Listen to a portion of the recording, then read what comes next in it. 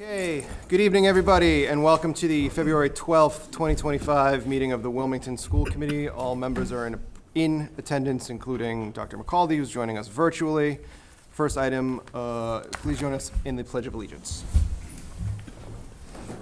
I pledge allegiance to the flag of the United States of America and to the republic for which it stands, one nation, under God, indivisible, with liberty and justice for all.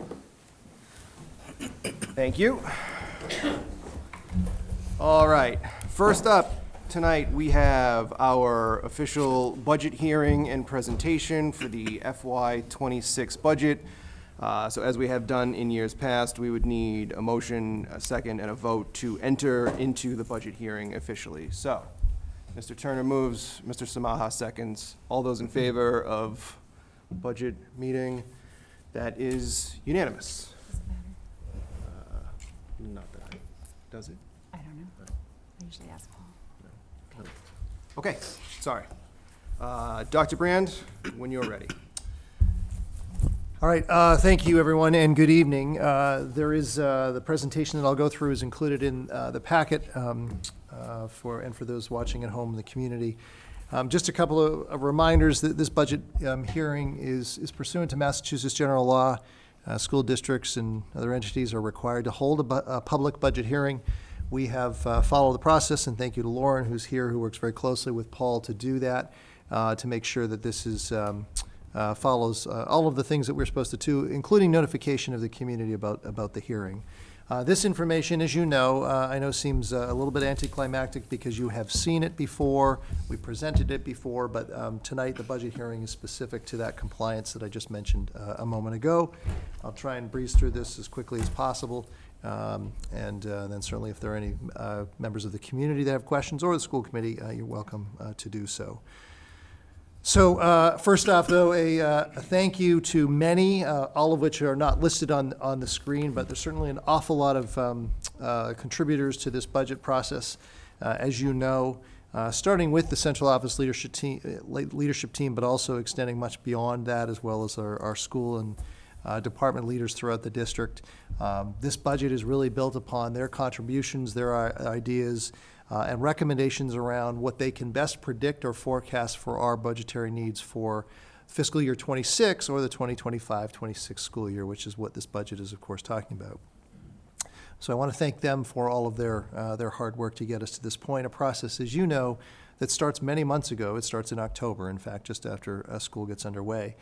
Also, thank you to the school committee for your efforts along the way, your stewardship and asking good questions on behalf of the community and behalf of this committee to best understand what the financial needs and resources are for the district going forward to next school year.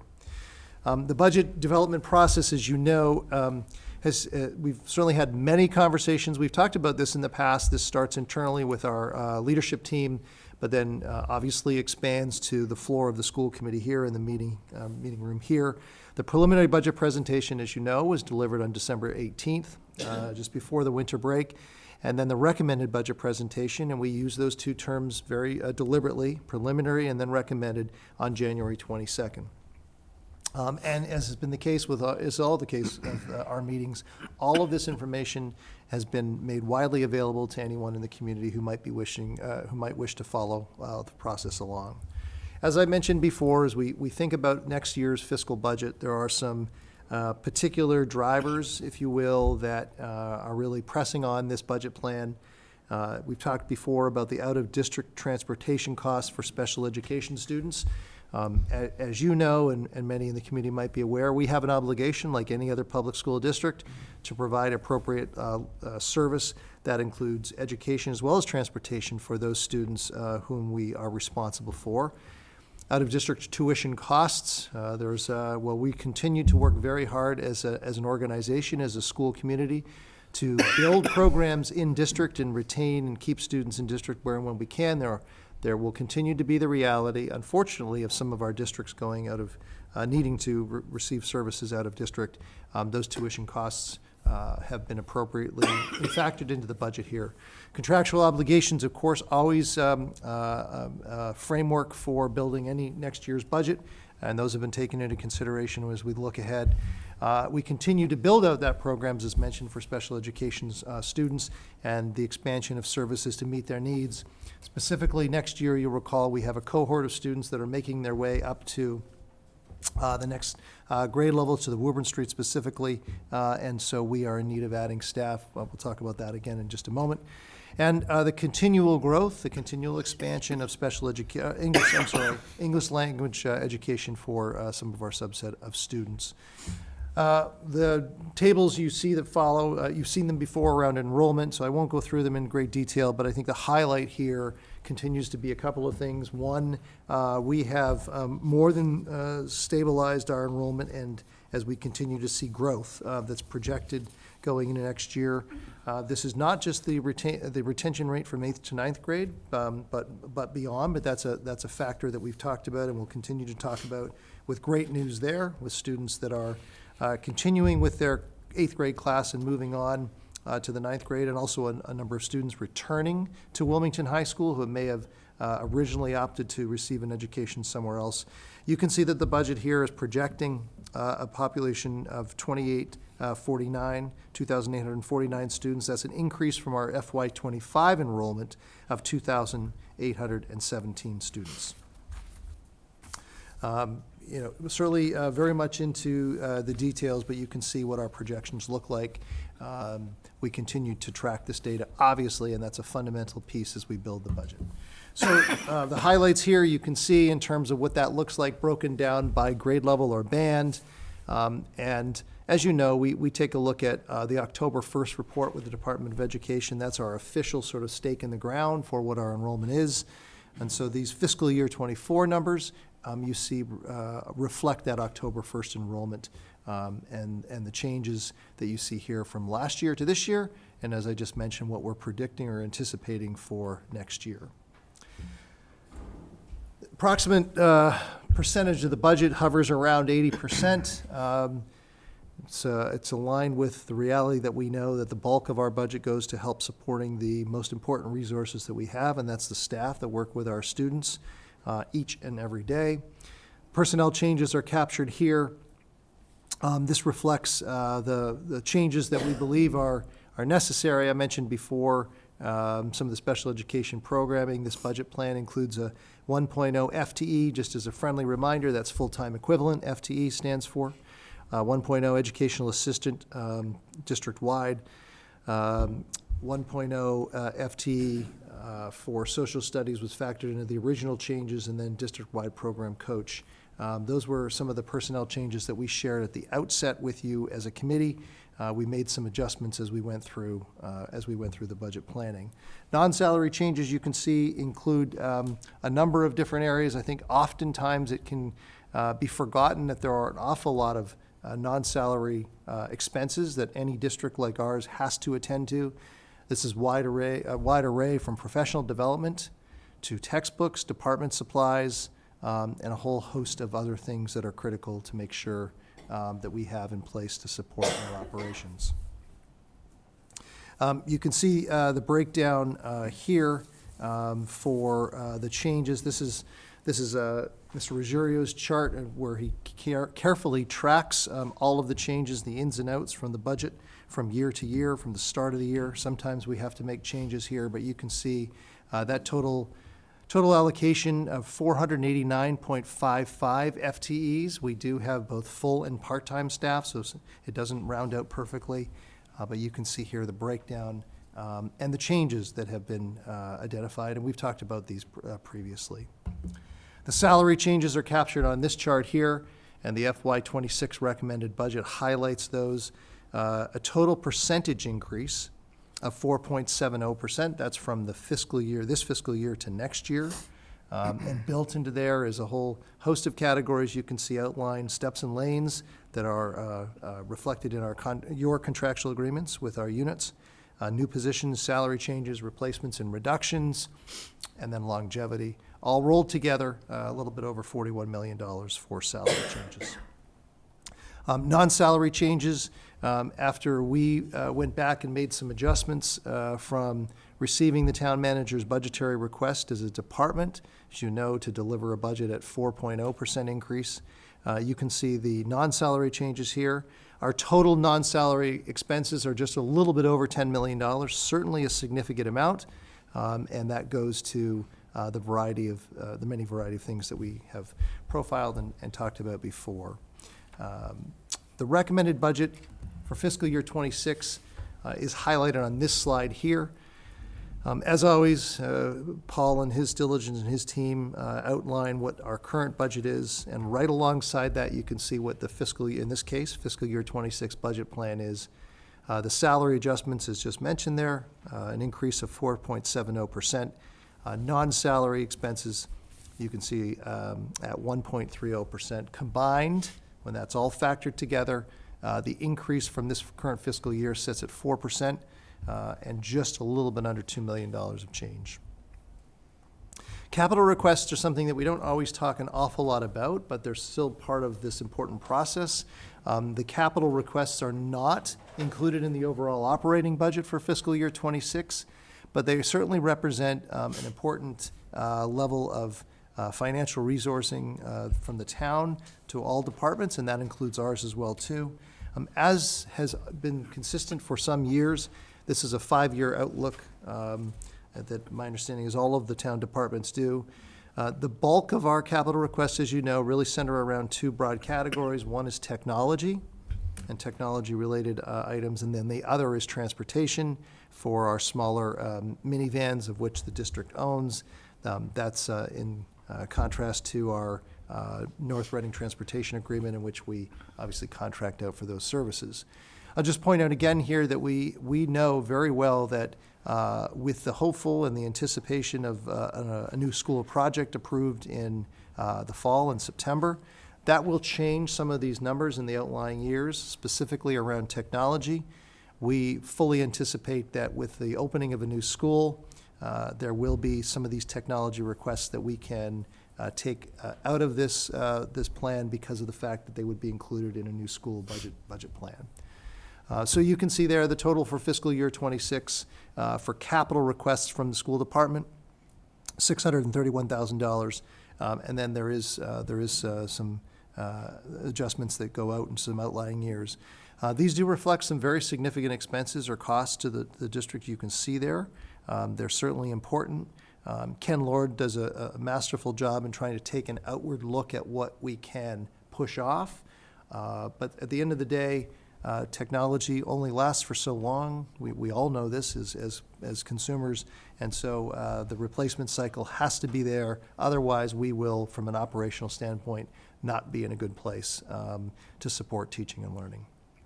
So the recommended budget summary, again, sits at a 4.70% increase. We've reviewed our staffing needs. We've talked about this previously, but we're confident that what we have built into this budget will support our operations. We've talked about the fact before that there are some positions, or many positions, that were recommended by those that are in charge of or who oversee a department budget. I wish that we could support them all. It is understood that there are financial limitations that the town has to operate with, and in turn, they need our departments to operate with, and so we made those adjustments. We talked about those previously here at this table. The non-salary changes, again, you can see that total roll up there, just a little bit over $130,000. As we sit before you and the community with this budget request, we are operating with a budget that continues to be rather lean overall, in my opinion, for the support of all the work that we need to do. There is always more that we could do, and there's always more that we could do with additional financial resources. But we respect and understand the place that the town is at. On behalf of the taxpayers, I want to take this opportunity to thank the town manager for his collaboration and work in support of this budget. The original belief was that this was going to be a little bit tighter than we ended up landing with 4%. But I want to thank Mr. Slagle for his recognition that a little bit more would be helpful for the services and programs that we're supporting. And so we're maintaining those services. And this, as a budget plan, is one that I can recommend to you. I've done this before as a school committee. Certainly recommend to the community at large. And with that, I'll pause for any questions that the school committee has or for those that might be here for the budget hearing this evening. Thank you, Dr. Brand. Thank you. Questions from the committee?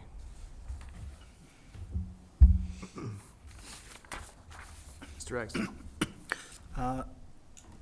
I take the point, talking about the capital expenses, and you mentioned that, you know, that Ken Lord does a great job of figuring out what we can sort of put off, but, I mentioned this, I think, last year, and I think I want to say it at least one more time, that I think the capital expenses sometimes are an easy place to try and look for cuts, because it's like, well, we could maybe just stretch it out like one more year and push this off, but looking at what's sort of on the horizon, except for FY30, which is like way far away, and by then we have the new school opening, so Right.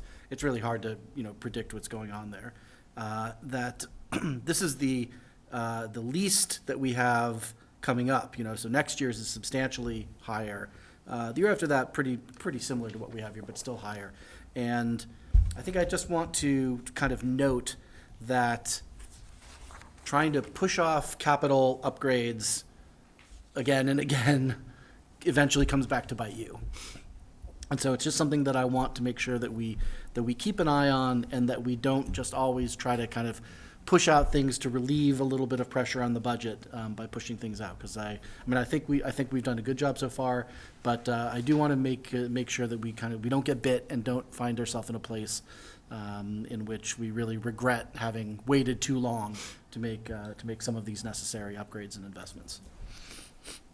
Thank you, Mr. Rexo. Other questions, comments? Mr. Turner. Just to the point of this public hearing, one, I really want to state my appreciation to the entire team for all the work you guys did putting this together. The effort is amazing each and every year. And then one of the conversations we had recently about this does relate to enrollment, and that there was the decision made not to add a teacher at the high school this year. I think we really do need to anticipate that, considering the enrollment trend, Yep. whether it's one or two next years is in my mind the only likely question. It's certainly one, based on where the enrollment will be at that point in time at the high school up. By the amount it'll be up over those 2 or 3 years, it very well could be two, and so it's something we'll have to be prepared for in terms of next year's budget. So, thank you. Thank you, Mr. Turner.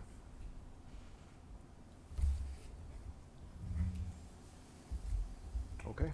Hearing no other questions or comments, I'm going to ask if there are any public comments. And as a reminder, we'll have 2 public comment periods tonight. This is specifically related to the FY26 budget. So if you're here for another topic, certainly we'll have a public comment period a little bit later. But if you'd like to make a public comment on the budget specifically, now is your time. I'd like to make a comment, but, Is it on the budget? well, yes. Yeah, come on up. Name and address for the record if you wouldn't mind, and we do ask that you limit your comment to 3 minutes. It is 3 minutes. Good evening, I'm Jane Woods, 17 Fairview Ave. I'm a resident and an ed assistant with the system for 22 years. I'm here tonight as an ed assistant, not just an employee, but someone who deeply committed to the success of our students and the well-being of our schools. I stand before you not only for myself, but for every hardworking ed assistant who shows up, excuse my voice, shows up every day, giving all of our support to the students, teachers, families, and the community. Let's be clear, the work we do is essential. We help children learn to read, provide one-on-one support, students with disabilities, we assist teachers delivering lessons, we manage manage behavior, wipe tears, bandage knees, and in many cases, we are the reason a child gets through their day successfully. We are not just assistants, we are educators, mentors, caregivers, advocates, yet we're not paid a wage that reflects the value of our work. Many of us are struggling to make ends meet. Some of us work multiple jobs just to pay rent, put food on the table, and care for our families. Others are forced to make impossible choices between paying bills, oh my God, excuse me, and buying groceries. Meanwhile, we show up every day with a smile, ready to support Wilmington students because we believe in this work. But belief and passion don't pay the bills. We're currently negotiating our contract, and all we're asking for is fairness, living wage that allows us to keep doing what we love without sacrificing our own well-being. We are not asking for luxury, we're asking for the ability to afford and live in the very communities we serve. It's time for Wilmington to recognize and respect the people who make our schools function. We cannot continue to expect highly qualified, deeply dedicated professionals to work for wages that leave them struggling to survive. If we truly believe in the importance of education, we must also believe in paying those who deliver it fairly. We're advocating, we are standing together. We will not back down until Wilmington's educational assistants receive the dignity and respect we deserve. A fair contract is not just about us, it's about building strong schools, retaining quality staff, and ultimately providing the best education for our students. Thank you. Thank you. Thank you. Other public comments? Okay. No questions, no comments, no public comments. Dr. Brand, thank you, as always, to you, your team, for all the work and time that goes into the budget. And with that, I would look for a motion to close the budget hearing. I'll move to exit the budget hearing. Second, Mr. Turner, all those in favor? And that is unanimous. Thank you. Thank you. Okay, now we're back in the regular session. Our next item of business is the student representative report. Actually, no, we have to vote on the budget. Oh, my God. Make sure we have to take a vote. All right, before we do the student representative report, we're going to vote on the budget. Is there a motion, Mr. Golden? I move that we approve the superintendent's recommended 2026 budget, FY Perfect. '26 budget. Yep, thank you. Second. Seconded by Mr. Ragsdale. Discussion? Okay. All those in favor of approving the superintendent's recommended FY 2026 budget? Unanimous. Thank you. Thank you. Moving on. Not sure how I missed that part, but all right. Now, we can move on to the student representative report. Good evening. Fantastic.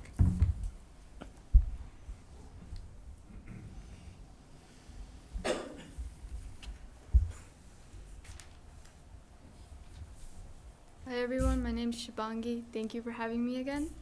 Starting off, on February 5th, the Environmental Club conducted an anti-idling initiative in which students signed pledges during lunch, watched a video on the repercussions of idling during Flex Block, and received brochures while members spoke with campus drivers about the health and environmental impacts of idling. Additionally, the club held a meeting last week focused on upcycling old shirts to help reduce textile waste in landfills.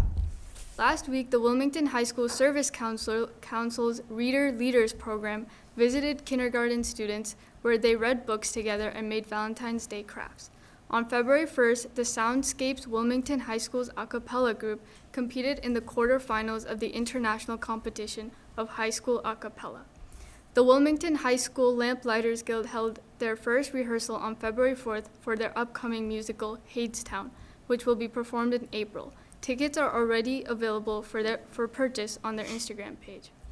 On January 26th, the Wilmington High School robotics team qualified for states after placing second out of 24 teams at the Brookline Robo Rally qualifier. The team also earned third place for their Inspire Award, the highest recognition a team can receive in the competition. Last week, the Wilmington High School Chess Club hosted their first monthly chess program in partnership with the Wilmington Memorial Library, helping students learn to play chess and connect with high school students. On February 10th, the World Cultures Club hosted a Valentine's Day meeting where members sampled candies from around the world and learned how different cultures celebrate the holiday. On February 7th, the Asian Heritage Club held a movie night featuring a Studio Ghibli film to raise money for the spring field trip to the museum. The Wilmington High School pep band, led by Dean Champa and Ben O'Brien, has officially launched. You can catch them at home basketball and hockey games, and more information is available on their Instagram page. Finally, the Wilmington High School boys basketball team is currently ranked 14th in the MIA Division III standings, marking its highest ranking since 2012. On January 22nd, Ava Boudreau became the third player in Wilmington High School girls basketball history to reach 1,000 career points and was named Boston Globe Player of the Week. On February 8th, the Wilmington High School hockey team hosted their Veterans Game, raising money for local heroes and honoring Air Force veteran Tom Walsh, who dropped the ceremonial puck. Lastly, Cole Falk won the 100 butterfly event in the MIA North Swim sectionals. Does anyone have any questions? Questions? Comments? The Ava Boudreau news is amazing, and then certainly looking forward to Hadestown. At the middle school had their production recently, and that included 14 high school students who helped with a lot of the backstage and student directing type roles. And from what I understand, they were about 10 or 15 seats short of selling out all 3 nights. So it was the most tickets they've ever sold for any theater production in Wilmington's history. So an amazing event, and it was a great event for combining both schools and bringing that together. So awesome representation for the high school. Thank you. I'll just say I'm really glad to hear there was an event supporting veterans. There's more than 2,000 veterans in Wilmington, so I think the more that students can kind of interact with that community, the better. So thank you for telling us about that. Yeah. Thank you. Thank you. Thank you. Okay. We have our consent agenda. First item is approval of minutes, January 22nd, 2025. Is there a motion? Mr. Turner, second. Mr. Samaha, all those in favor? That is unanimous. We have the approval of the Wilmington High School International Field Trip, The Sound of Europe, coming up in June of 2026. We have a presentation. Good evening. Can you pass down the project? Oh, yes. Yeah. Thank you. Welcome. Thanks for joining us. Thank you for having us. We're going to Europe. Yes. Hopefully, hopefully. So I am Kira McDermott. I'm a math teacher here at the high school. I'm Tejasvi Andrade. I'm also a math teacher here at the high school.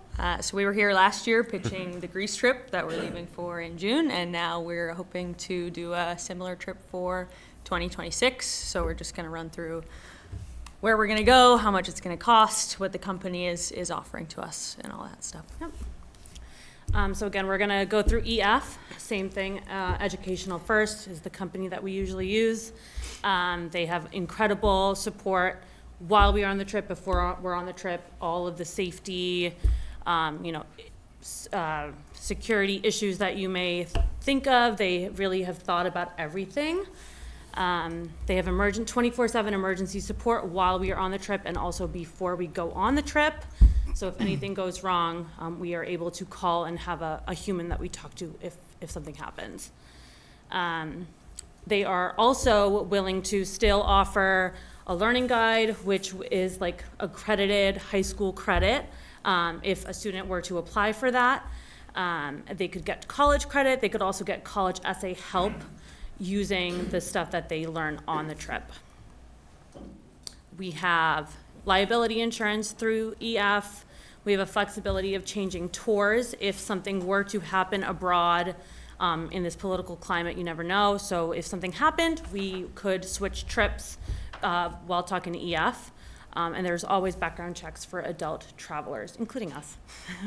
So it'll be 9 days from Munich to Budapest, and we'll stop in Salzburg, Vienna, and Bratislava on the way. So we fly overnight, land in Munich, spend a couple days in Munich. We go to Salzburg, where we go through the stops of The Sound of Music. So we'll have the students watch that movie before we go on the trip. Visit a concentration camp on our way to Vienna. We do a guided tour of Vienna over a couple of days. And then after Vienna, we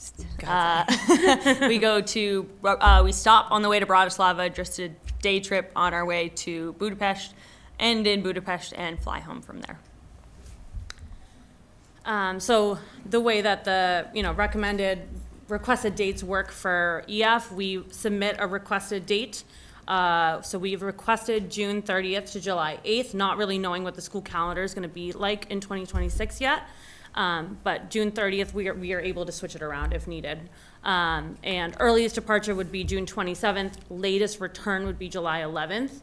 We got our dates for Greece way earlier than we anticipated, which was great. So it says we'll receive our confirmed dates 2 to 3 months before, but it could be earlier. We got our Greece trip very early. And so these dates were selected to pretty much guarantee that it would be after the school year ended, regardless of snow days or changes in calendar or anything like that. Yeah.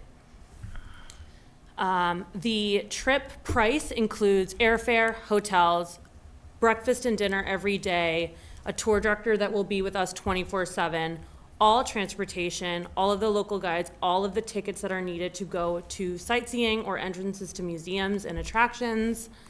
And the only thing that families are really responsible for are passports, baggage fees, tips. For the local tour guides, we just collect them in advance so that we can distribute, and then snacks and some meals. So basically only lunches are what students are asked to provide for. All of these are like the insurance policies, so global travel protection plus, all of those. We have a risk-free enrollment period. And so if everybody also gets the peace of mind program, so if anything unforeseen happens, we can all change the trip. These are just cancellation fees. Yeah, so if you do the included, which is like the base level of the insurance, then you can cancel up to 1 year before we leave and only lose the $95 deposit. If you pay that extra $400 for the additional insurance, then you can cancel any reason, anytime. We also have 2 scholarship options, well, 1 scholarship option and 1 fundraising option. That we have a global citizen scholarship, which is through EF, so the student would apply through EF. They could get accepted or not. And then they also have a tour fundraising page right on their EF portal, which they could just have anybody donate to their fund tour balance. And this is everything we get, which we kind of talked about already. And these are the, if it's gonna work. Yeah, I think it does it separately for some reason. So this is the breakdown that we'll give to the families. They can choose to do manual or automatic payment plans. They can pay in full, they can pay biweekly, or they can pay monthly. So $116 biweekly, $232 monthly, and just under $3,800 for paying in full, which is about $200 cheaper than the past few trips have been. So we're pretty happy about the price that we've been able to get for this one. Yeah, we just wanted to, we've taken your feedback and your questions into account from the last couple of trips. We've tried really hard to keep it under $4,000, and we've researched and, looked into other companies as well, reached out, gotten other quotes. They've all been significantly higher for what they offer, so we decided to stick with EF. That's all we had. Do you guys have any questions for us? Thank you. Questions? Mr. Turner. So, first of all, it is fantastic. I really appreciate all your time and effort in getting this organized.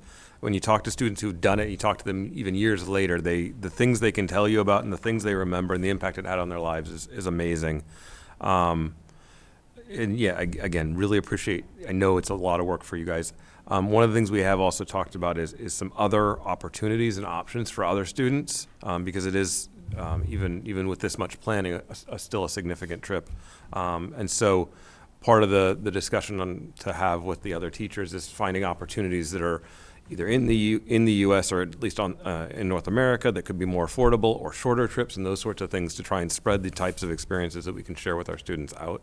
Because this is a fantastic part of the program, and I know there's some things that are happening in other ways as well. But so thank you. Yeah, so this was part of the discussion that we had with Ryan Gendron when we first pitched this trip to him, was maybe starting to mix in some of those domestic trips that EF also offers. Nothing in the works obviously yet, but conversations are being had about offering those.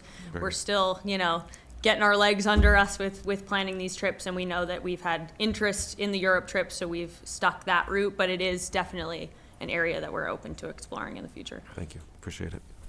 Mr. Turner, Mr. Golden. I want to say this is really cool. Thank you again for all the effort you put in for this. To kind of build on Mr. Turner's point, maybe even going to like just over the border in Canada, like Montreal, Quebec. It's like pretty doable right there. In the materials here, it says that for preparing to, on a serious note, like visiting the concentration camp, the students will be reading material in English. Are you going to make sure that all the students are at least somewhat versed in the material before they're going into that experience? Okay. Yes, definitely. So part of the preparation with watching Sound of Music, having those discussions, we're going to tie in with what they've learned in their social studies classes and making sure that their teachers are talking to them about that. You know, we're, especially because we did Ireland, we were pretty familiar with the history department and being able to work in that curriculum. Yeah, I just, it's I think important that the students approach it with the level of like seriousness that you know, it merits and requires. Yeah, I mean, you can talk about it. You went to Germany. Yeah, so I was on the Germany trip Right, yeah. 3 years ago. 2 years ago. And so we did do Birkenau. Yeah. And very heavy for the students, obviously, but I think that's given me a lot of experience and preparation for knowing what to be able to tell these kids. I also did it myself when I was in college, so I've been through it myself multiple times and now been through it with students once. So I think we feel pretty prepared about letting the kids know. And also just in terms of the high school having the flex block, that makes it really easy for us to have access to the students in a time that doesn't take them away from other classes and things. So we've already had one meeting with students that were potentially interested. So it would be very easy, you know, a month or so leading up to the trip to get them prepared for that. Great. I will say, thank you. That sounds great. That's a good approach. I've been on the Sound of Music tour, and it's really fun. So you guys are going to blast. It should be great. I can't believe you're visiting Buda and Pest in the same trip. That's wild. Thank you. Mr. Ragsdale. I wanted to say thanks for the extra work that you did to look at the cost issues and look at other providers. I know that that's something that obviously we had talked about in for previous trips, and I was actually surprised that it was the price that it was. And for a trip of going to this many places for this length of time, but I really do appreciate the time that you spent to look at alternatives and other companies and so forth, and really to try to keep the cost down as much as can be. I also have a request, which is that when you're in Salzburg, that someone point out that if the Von Trapps had actually tried to escape over the mountain, they would have ended up in Germany, and not just in Germany, but near like Hitler's mountain retreat. Right. Which is why they actually escaped on a train and went to Italy, but rather than over the mountain. That would have been a very bad idea to try and We'll wait till the try and tour's over to do that. try and hike over the mountains to escape. Good point, very good point. Thank you, Mr. Ragsdale. Dr. Bryce. Expecting that. Thank you. You know, I'm a big fan of these trips. I think it's great that we're really expanding the global citizenship of our high schoolers. I won't repeat what my colleagues have said, but I agree with their comments. The Global Citizenship Scholar, is that new, the scholarship, or has that always been here? It's always been there. Yeah, so Our that's something students- that they can apply for through EF. So that's not something that we have any control Right. over. I think they submit like an essay about why they want to travel and a Do we certain. know if our students have received that in the past, or you wouldn't be given that information? So not as far as we know. I have not heard I that we think have. we only had one student even interested in applying for the Greece trip. That information is communicated to them. At least one student that spoke to us about it. Some of them very well may do their own investigating and apply on their own. We don't get that information personally. Okay, so I think if they get it, then it would just be applied to their account, and we wouldn't necessarily Like know it doesn't about go it. through us. Sure, Yeah. sure, Yeah. got it. And then I think planning these trips early and having parents able to really budget and do them is hugely helpful. So I appreciate you getting this out in front of us really early in the process so that parents can start to think about this. Do you know if there are any other international trips that may be coming our way that families may want to know about, or? Not the ones that are.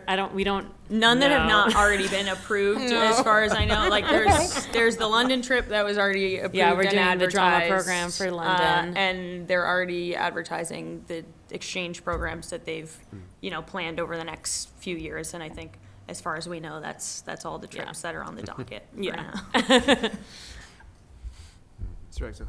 Yeah, just one more thing that just occurred to me was that I know that for the Greece trip, that there was, an event to come into the auditorium and hear about the event, and then there was also, for parents who couldn't make it, there was basically and we'll email you the presentation and information afterwards if you can't make it. But it essentially turned out that if you weren't actually at the meeting, which is when the registration opened up, that it's like all the spots were gone. So, you get an email later on that says like, oh, here's the information. Oh, sorry, there's no space left on the trip. And so I would also ask that a little bit of thought be given to trying to avoid that type of situation, so that, and maybe it's just a matter of like holding the registration for a few more days after that initial meeting, so that everyone really does have an opportunity to try and get in on the trip. Yeah, we put a lot of thought into how we marketed the parent meeting, pending you guys approving. But the messaging has been, it's gonna be a enrollment meeting. So it'll be an information and enrollment meeting. At least that's what we have told the students that have been communicating that they're interested.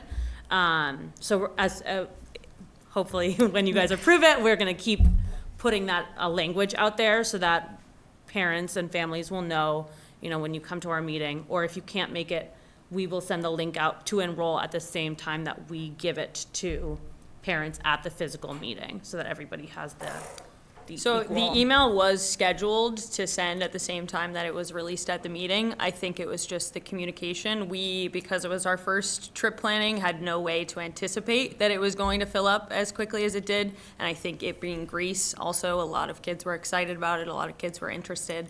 We had a huge attendance at our enrollment meeting. So we didn't anticipate how quickly it would fill up, and we did not communicate that. And that's definitely something that we're hoping to do now.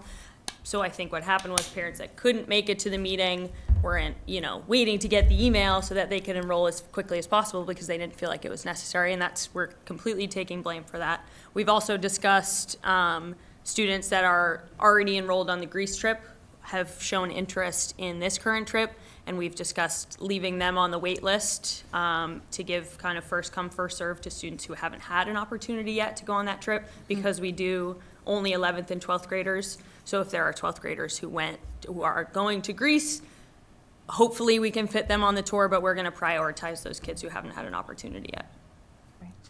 You anticipated my question, so thank you. There you go. Just one more.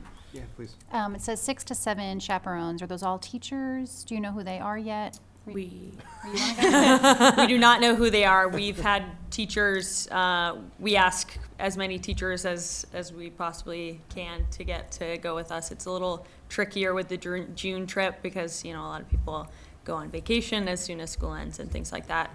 But typically, yes, it's all teachers. Okay, great. Thank you. Other questions? Okay. Does anybody want to make a motion? Mr. Turner? I move that we accept the proposal. Second? Mr. Golden? All those in favor? Congratulations. Thank you, guys. everybody. Thank you. Thank you. So much. Thank you, Dr. Brand. Thank you. I like the picture of the coffee.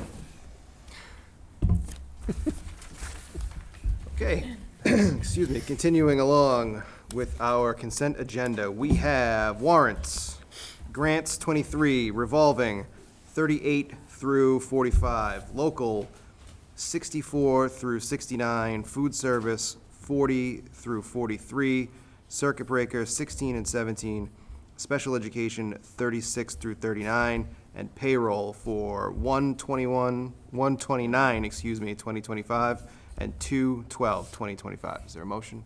Mr. Ragsdale, second, Mr. Samaha. All those in favor?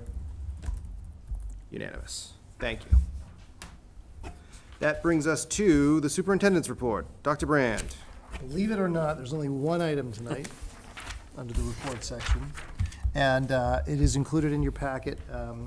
SEAM annual report for 23-24, along with the audit and the fiscal year 26 budget. As members of the committee know, we are a member of the SEAM Collaborative, and as I have come to learn, this is really, there are so many benefits to our partnership with SEAM that expands beyond just a support and assistance for some of our more special needs students. There's job-alike opportunities, there's professional development. It really is, it's a great organization. As your superintendent, along with the other superintendents in the member districts, I sit on the board, so I'm fairly active in meeting with the group and aware of the programming that they provide. There's no vote. This is informational tonight for you. There's a lot of information that's incorporated into this report. It's understood, but this is a piece of obligation to bring this to the committee for your review.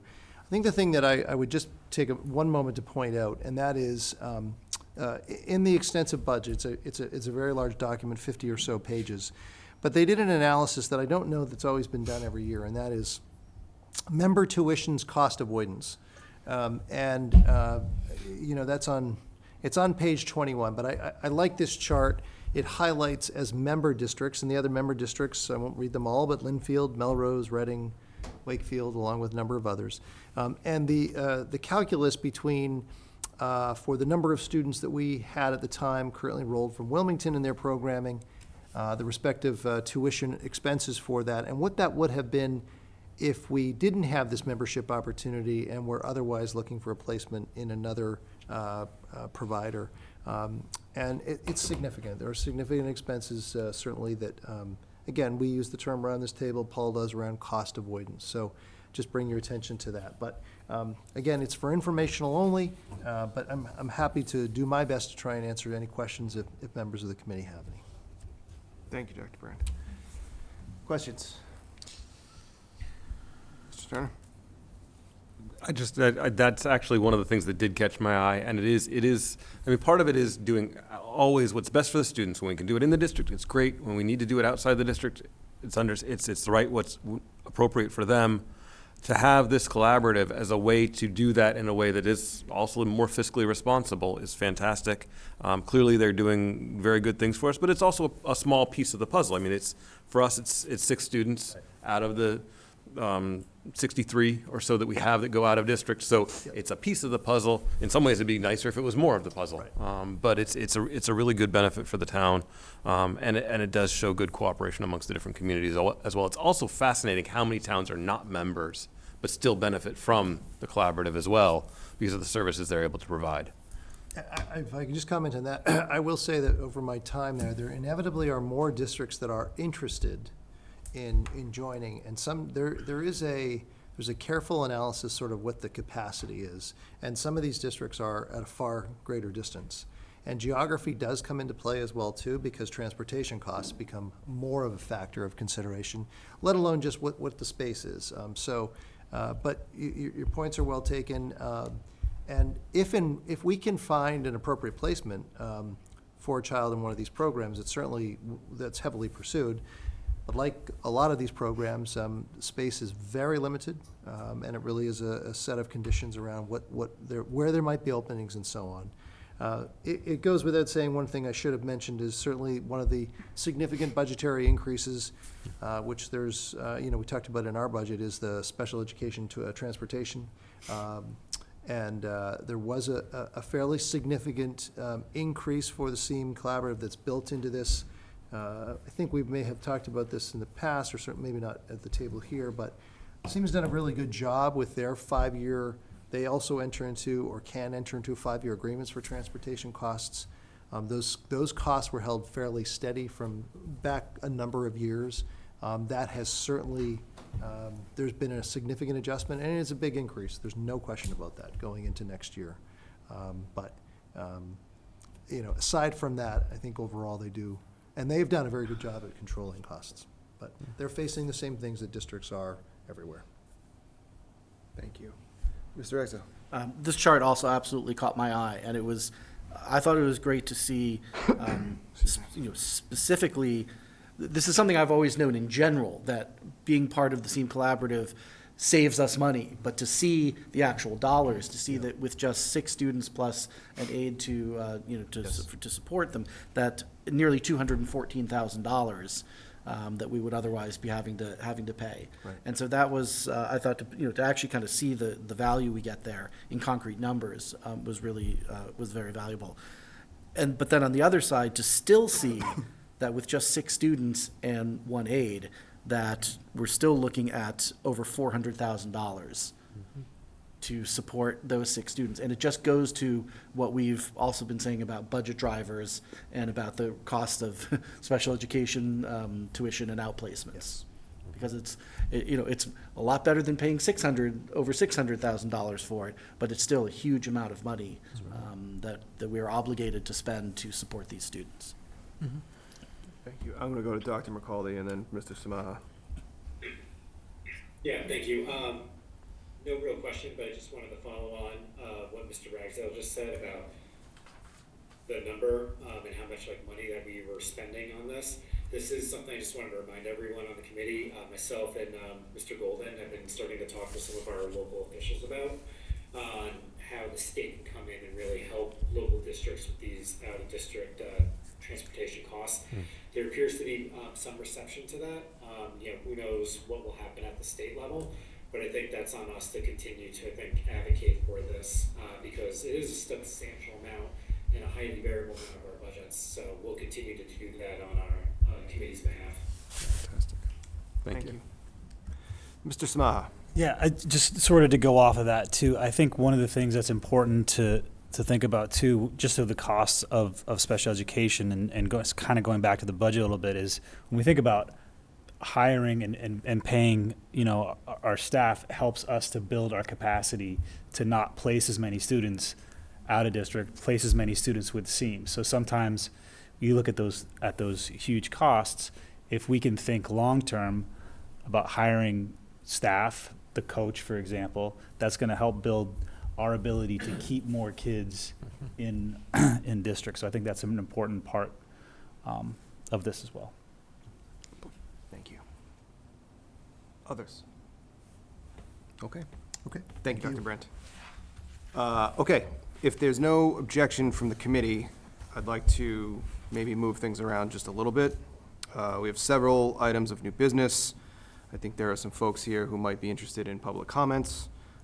So I'd like to do A and B, and then we can check, see if there are public comments, and then the second half of new business and additional public comments if needed. Makes sense. Sounds good. Okay. Thank you.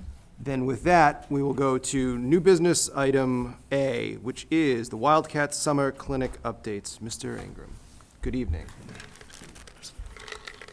Feel like you were just here with us. Yes, I was just here. It's Welcome nice back. to see you guys. Thanks for having me. I came on to talk about the summer camps. I wish Mr. Ruggiero was here. I believe this is the 20th year we're offering them.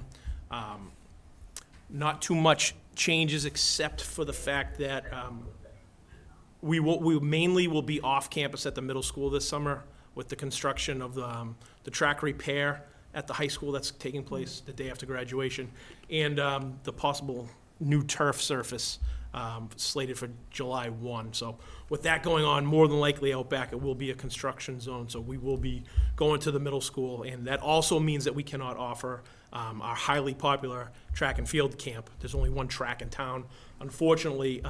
So we did go to the coaches with that, and they came up with a cross-country hybrid 9 to 12 offering, which they're very excited about, and it's a great way for them to kind of profile and promote their sport to some of the younger kids in town. I don't know if you guys had any questions about. We tried to get them out as early as possible this year, believe it or not. We start getting requests on January 1. Where are the summer camps? Where are they? Let's have one. Dr. McCauley, we'll start with you. Yeah, hi, thanks. Just wanted to say thank you for getting these out early. So there's another very popular sports camp in another town nearby. They sold out in literally 4 hours. Wow. So yeah, these camps I think it's really great for a lot of the parents in town to have these options from our district so early. So then they have more options, right? And they don't feel compelled to do these other ones and then risk losing out on some childcare or whatever the kid's favorite sport is and everything like that. So I just want to say thank you. One question I had, understood because of the field and everything getting replaced. The middle school doesn't have air conditioning like the high school does. What are any kind of mitigation plans around that, in case it's really hot or something like that? Right, great question, thank you. So we have a trainer on site for every single camp that we offer, and our trainer uses the same method of practice as if it was a high school season with the wet bulb, where they take a heat index temperature to determine if it's safe. If it's approaching that, we implement frequent breaks, frequent water breaks, get off the feet, and then if we ever have to get to a point where the heat is just too overwhelming, and obviously, like you said, there's no AC at the middle school, we just bring the kids into the CAF to try to beat the heat a little bit. But we do the best we can to avoid that, and we communicate with the parents if we have one of those weeks. I think maybe 3 years ago, we had a week in July where we had like multiple days of approaching 100. So we do the best we can to kind of get in front of it, but also we're monitoring it as we go. Okay, great, thank you. And then just one follow-up.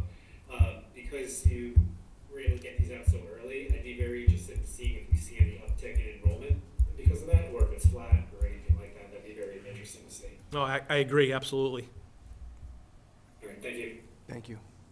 Mr. Ragsdale? Is this actually earlier than we've had So it out before? traditionally, it's gone out around April vacation. There's been a move to try to do it earlier and earlier and earlier. We wanted to be respectful of the summer enrichment programs that go out, so I think we went a week after that. So this would be the earliest that it's ever been out. Thanks. Great. Thank you. This is probably a pretty, up or down question, but I see here, it's coaches, but also alumni and student athletes. Like they do the whole regular rigmarole with background checks and the core absolutely. reform, and Yep. and they're given, because so I'm a youth soccer coach here in town, and there's quite a long process for making them informed about kind of what the emergency procedures are for the fields, and so will they know like where everything is on the campus for WMS? And like I said, we have our trainer who's active at all the camps. Yeah, Who okay. meets with the coaches before that week happens to kind of go over the EAPs and stuff like that. Okay. So all those steps are taken. Thank you. And I should mention that first week, because we did get it out so early and not knowing when the last day of school will be, that's more or less of a flex week, and we'll do the best that we can to get that week into that first week, but with the ability to move it to the back end of the camp. So could I, sort of piggybacking on that, and forgive me for not remembering, do we normally not do clinics into August? Yes, we normally don't.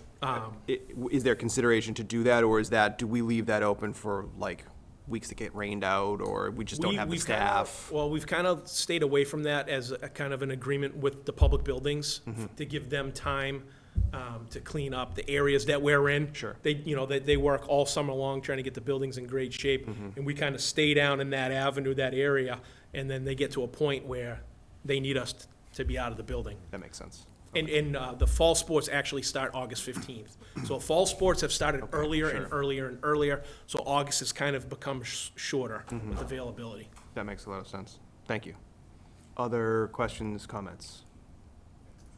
Please. I think it's great to have this out early. I said last week or a couple of weeks ago when we saw the enrichment, which I think looks fantastic. I do think parents and guardians are waiting to see, I want to do this camp here, I want to do this camp here. So I think having them come out relatively close to one another is very helpful to parents to choose wisely. And I think our enrollment will showcase that. So I'm pretty excited to see what we see. We're all very excited. Yeah, so thank you. And thank you to the coaches and all the alums and the athletes who devote all this time, and a lot of volunteers. So we're Yes. very appreciative. Okay. Other questions, comments? Thank you. Thank you. Thank you. Thank you. Very much. Thanks so much. All right, so the second item is the Hall of Fame. Dr. Brand, do you want to start, kick us off? Sure, happy to. So, there are, as I have come to learn, and many of you know this well, there are so many wonderful and supportive entities, organizations, and such in town, in this town of Wilmington, that are always seeking to try and give back and to help support and honor, recognize our students, our educators, and so on. And so this next item really, to me, falls into that under that umbrella. We've come to learn recently there's been some discussion by there's an Athletic Hall of Fame group, if you will, organization that it's certainly history far predates my time here in the community. But a lot of high schools, a lot of other districts have a similar organization that deliberately tries to recognize and really have a longstanding presence for student athletes on the field and on the courts, what have you. And so this is not certainly in that sense unique. One of the things that I came to learn is that there was there was recognition of the and a presence of the Hall of Fame in the old high school, in the old Wilmington High School. And for reasons that are not clear to me or not known, tribute, if you will, did not make its way here to the new school. I think there probably were a lot of, as I've come to learn through secondhand information, a lot of plaques and such that may not have made their way. Some did, but may not have all. So I think there's a recognition of that and a discussion that, as Mr. Ingram has taken the opportunity to update me on, and that there's been an effort that has ensued to try and remedy that and try and bring recognition to the new high school. And so discussions have certainly begun around what that could look like here at Wilmington High School. So we do not have a Hall of Fame or a Wall of Fame right now for inductees. It also, though, gives me the realization, as I've had a chance to think about this, that one of the things that we don't as a school district have in place currently is some sort of process or procedure to how to best govern I've been using the term sort of an installation of a permanent fixture on our walls. And so I just want to point out, there's certainly things, as being a former principal myself, there's often an interest in having something that might be temporary placed on the walls of a school or in showcases or display cases rather, and sometimes something that's more permanent. So call it a fixture, call it an installation of sorts. And what I've discovered is a couple of things. The Massachusetts Association for School Committees has given a little bit of thought of this, but usually it seems to center more around memorials. The naming of a place or space or such for somebody or somebody that may have passed. Some districts may have something that extend a little bit farther to that in terms of, so how do you decide what goes up as a permanent fixture that's there for the long term, and what should that be, and what sort of checks, if you will, should that go through to make sure that whether it's a 1-year-old school or a 20-year-old school, there's some permanency to something that people can be confident with, supportive of, and recognize that there's a long-term permanence to it. We don't have such a policy like that right now in the district, and so this type of thing gives me pause to say maybe that's something that we should think about. We're here in this case, this is a thought to have this as part of the spaces here in the high school. Makes me think about the new elementary school as well too. And how do we best govern that? What if there's a lot of interest that comes forward, we want a permanent fixture for this, or we want this to be on the walls. How do we navigate that? And I'm not sure that that's something that just necessarily should fall to the decision making of the principal themselves. But it depends on what it is. So that's the backdrop here. Dennis has certainly got a lot of more information on terms of what this is looking like and some of the thoughts behind this. But with no pun intended, I wanted to frame it like that for you as a committee. There's lots to think about, but I'll go back to how I started this. At the end of the day, what I know this to be is another very supportive organization in the community and in the town of Wilmington that wants to recognize and plays a pivotal part in sort of partnering with our schools. So I'll pause there. Dennis, I don't know if I left anything out that you wanted to add. That was fantastic. Thank you.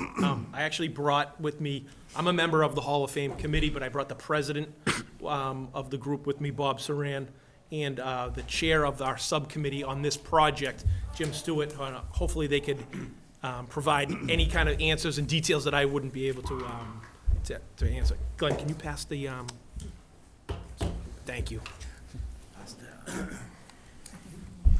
Good evening, gentlemen. Thank you. Thank you for joining us. Thank you for having us. Thank you. Very much appreciate the invitation. My name is Bob Saran. I am the chairperson of the Wilmington High School Athletic Hall of Fame. The Athletic Hall of Fame came about as an idea from Aldo Cairo Sr. in 1990. He proposed it to the school committee. He was the chairman of the school committee at the time, and he proposed it as a subcommittee of the school committee. And in 1990, the school committee did vote unanimously to create the committee as a subcommittee. From there, we went on and had our first induction in 1991. And we've had 18 more inductions since then.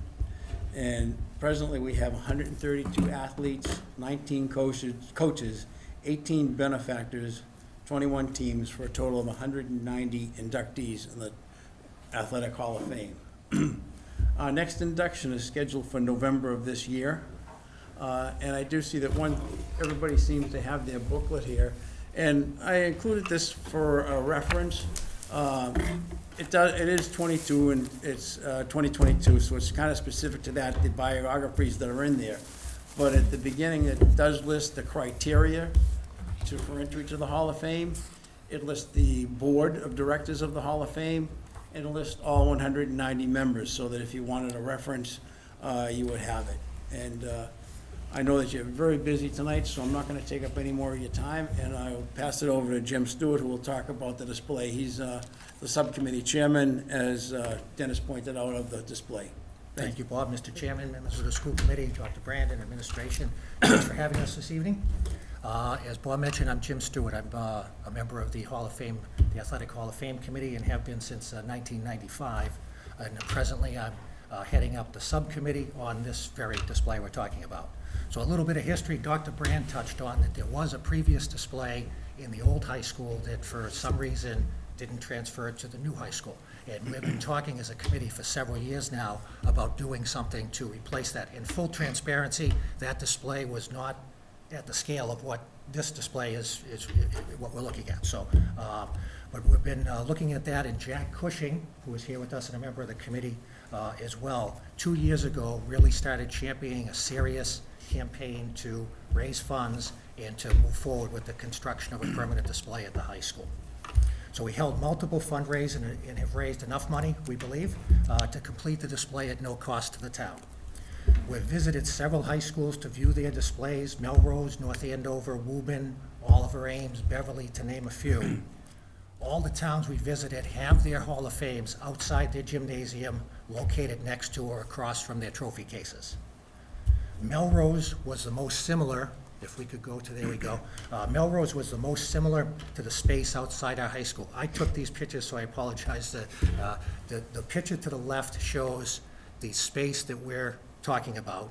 So the wall that we'd be talking about is on the right, the trophy case is on the left. So this would be right outside the gymnasium. The middle section picture is Melrose's Hall of Fame.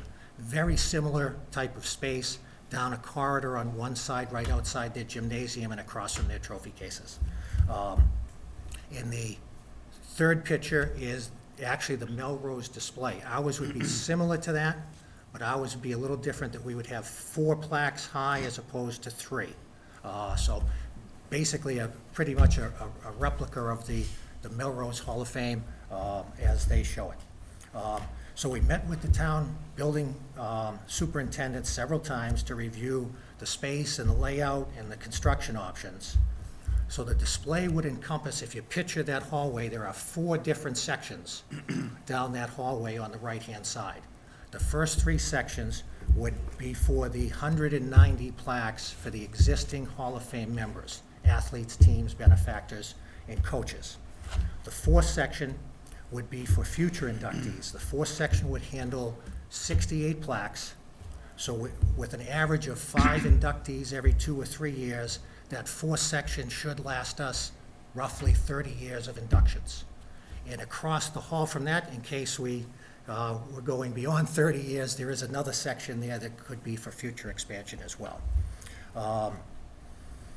So we've prepared the 190 plaques, which include each athlete or team or coach's bio and their accomplishments at Wilmington High School, along with their high school graduation picture. And I could pass that around if you'd like to take a look at that one. That is a classmate of mine and one of the best athletes Wilmington ever had, Sheila Burns. And that really, and that, you can see the ones there as well. And if you look at the picture on the right, that can give you an idea of what the building department was looking at as kind of how they would set the plaques up. So there would be a sheet of finished wood that matches the wood that is in the high school today. And each plaque would slide into that tray, if you will, for lack of a better term, so that if something were to get damaged for any reason, we could replace the plaques easily, was the thought process. And that really is pretty much the presentation. We're ready to proceed and hopefully look forward to working with the Public Buildings Department and yourselves to hopefully complete this project in the near future. Happy to answer any questions, and thank you for having us again. Thank you. Appreciate it. Welcome. Questions, comments from members of the committee? Mr. Samar. Thank you for all this work. This looks fantastic to me. I'm surprised that this hasn't already happened. I mean, this school's been here for a number of years now, and I guess I never really thought about it, but I think this is a fantastic thing. I think the location chosen makes a lot of sense. So I don't have any questions really, but just thank you for doing this and for all the hard work, because I think this is an important part of Wilmington history. Thank So, you. Thank you for entertaining us. Mr. Golden? I'll echo my colleague and say thank you for all your hard work. I got two questions. One is, you kind of mentioned that in the construction of the new high school, the previous Hall of Fame setup was somehow misplaced or just didn't move on. Do you have any other color as to why that might have happened, so we can prevent it? Because it's someday we might need another high school, right? So like, I'm thinking about, so this doesn't happen again. Do you have any notes as to why it might have been? Was it construction or? Really don't, to be Okay. honest with you. I think it was more a timing of this building was finished, and then they tore that one down, and probably just was either a non-communication, Sure. I think is No. probably a better response. Right. Yeah. And thank you. And my second question is there anything you guys have done so much design work already here, was there anything that you kind of ran into that was an obstacle that you still think, oh, maybe if we just had this or could do that, we could make it that much better? Or are you satisfied kind of with the design as it is? I think the design was good, and the initial meetings we had was Yes. to make sure we avoided drilling into the actual blocks in the wall. Right. So the design was to anchor them in the mortar joints, as opposed to drilling into the block, because those could be easily replaced. Yeah. Or repaired Okay. afterwards. Everything else, we were pretty happy with, and hopefully looking forward to moving forward. Cool, thanks.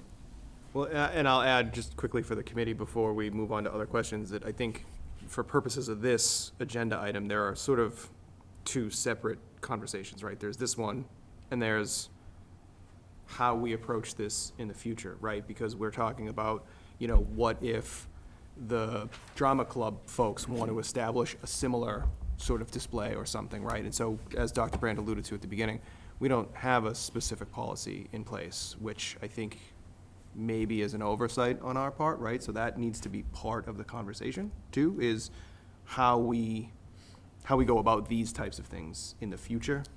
Talking about new buildings, eventually we're gonna need a new high school, it's gonna be a long time, not saying anything, but, right, and so we need to make sure that we're not only doing these things correctly, but addressing them the right way in the future, so. Makes sense. Other questions, comments, Mr. Turner? Just one first of all, I think the idea is fantastic, and it was something we had, something we should reestablish. One quick thing that came up from something you said, Mr. Ingram, last time you were here. There's a student who is very, very involved in our athletics, but is not an athlete. So maybe there, and I'm not suggesting that particular student, but maybe there's a space for students who are able to participate in the athletics program without being in the sports. We have a category called benefactor, Okay, and perfect. We Got it. have I missed that in there. Okay. multiple team managers, as an Yep. example, that are in the Hall of Fame. Okay, awesome.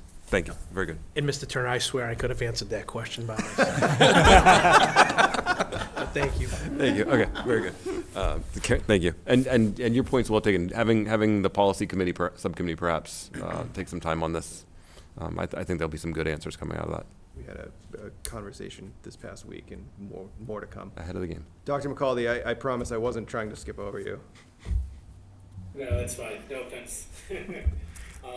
Just wanted to echo, I think this is a great idea. Thank you for bringing it back to this committee and everything like that. I actually got to see the Melrose one last summer. My daughter was doing a basketball camp there, and it is very impressive. There's some other cool stuff I saw there too. Yes. They actually had a lot of memorabilia from like 1910s, 1920s there as well, which was kind of interesting too. So I know we have something like that a little bit set up in the high school, but maybe that's something we want to consider as well. But thank you.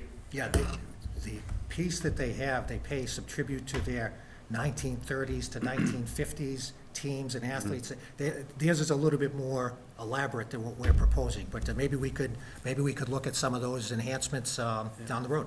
We go back, our oldest inductees go back to class of 35. So we go all the way back. Very good. That's not me.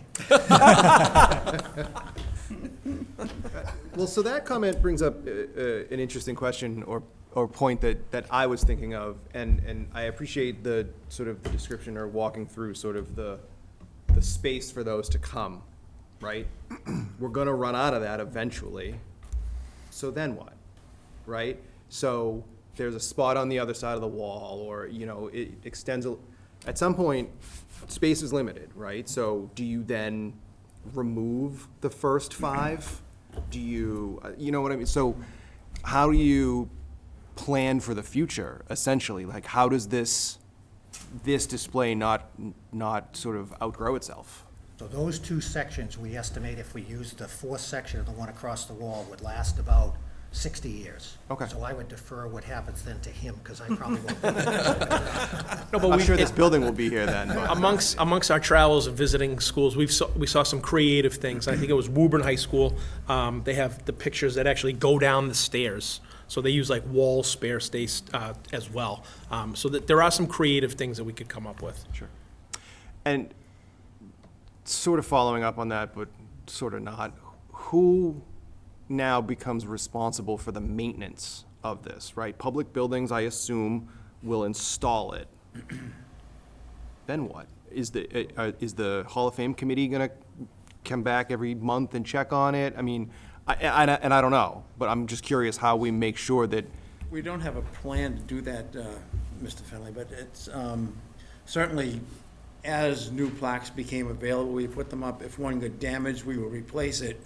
We don't have a daily presence in the school, but I figure with Dennis available, we'd hear about it pretty quickly, and we could have it fixed with no problem. Dr. Bryson? Yeah. I'm a huge supporter of this. I think it's great. My father-in-law's in the Hall of Fame in Reading. They have their Hall of Fame in the field house, and it's quite beautiful. And it is, if you've ever been at an event like that, it is really moving. And I think I was a big supporter of the picture, because I think that is quite important for families to be able to see the picture and then some of their accomplishments while they were here. So I'm really excited about it.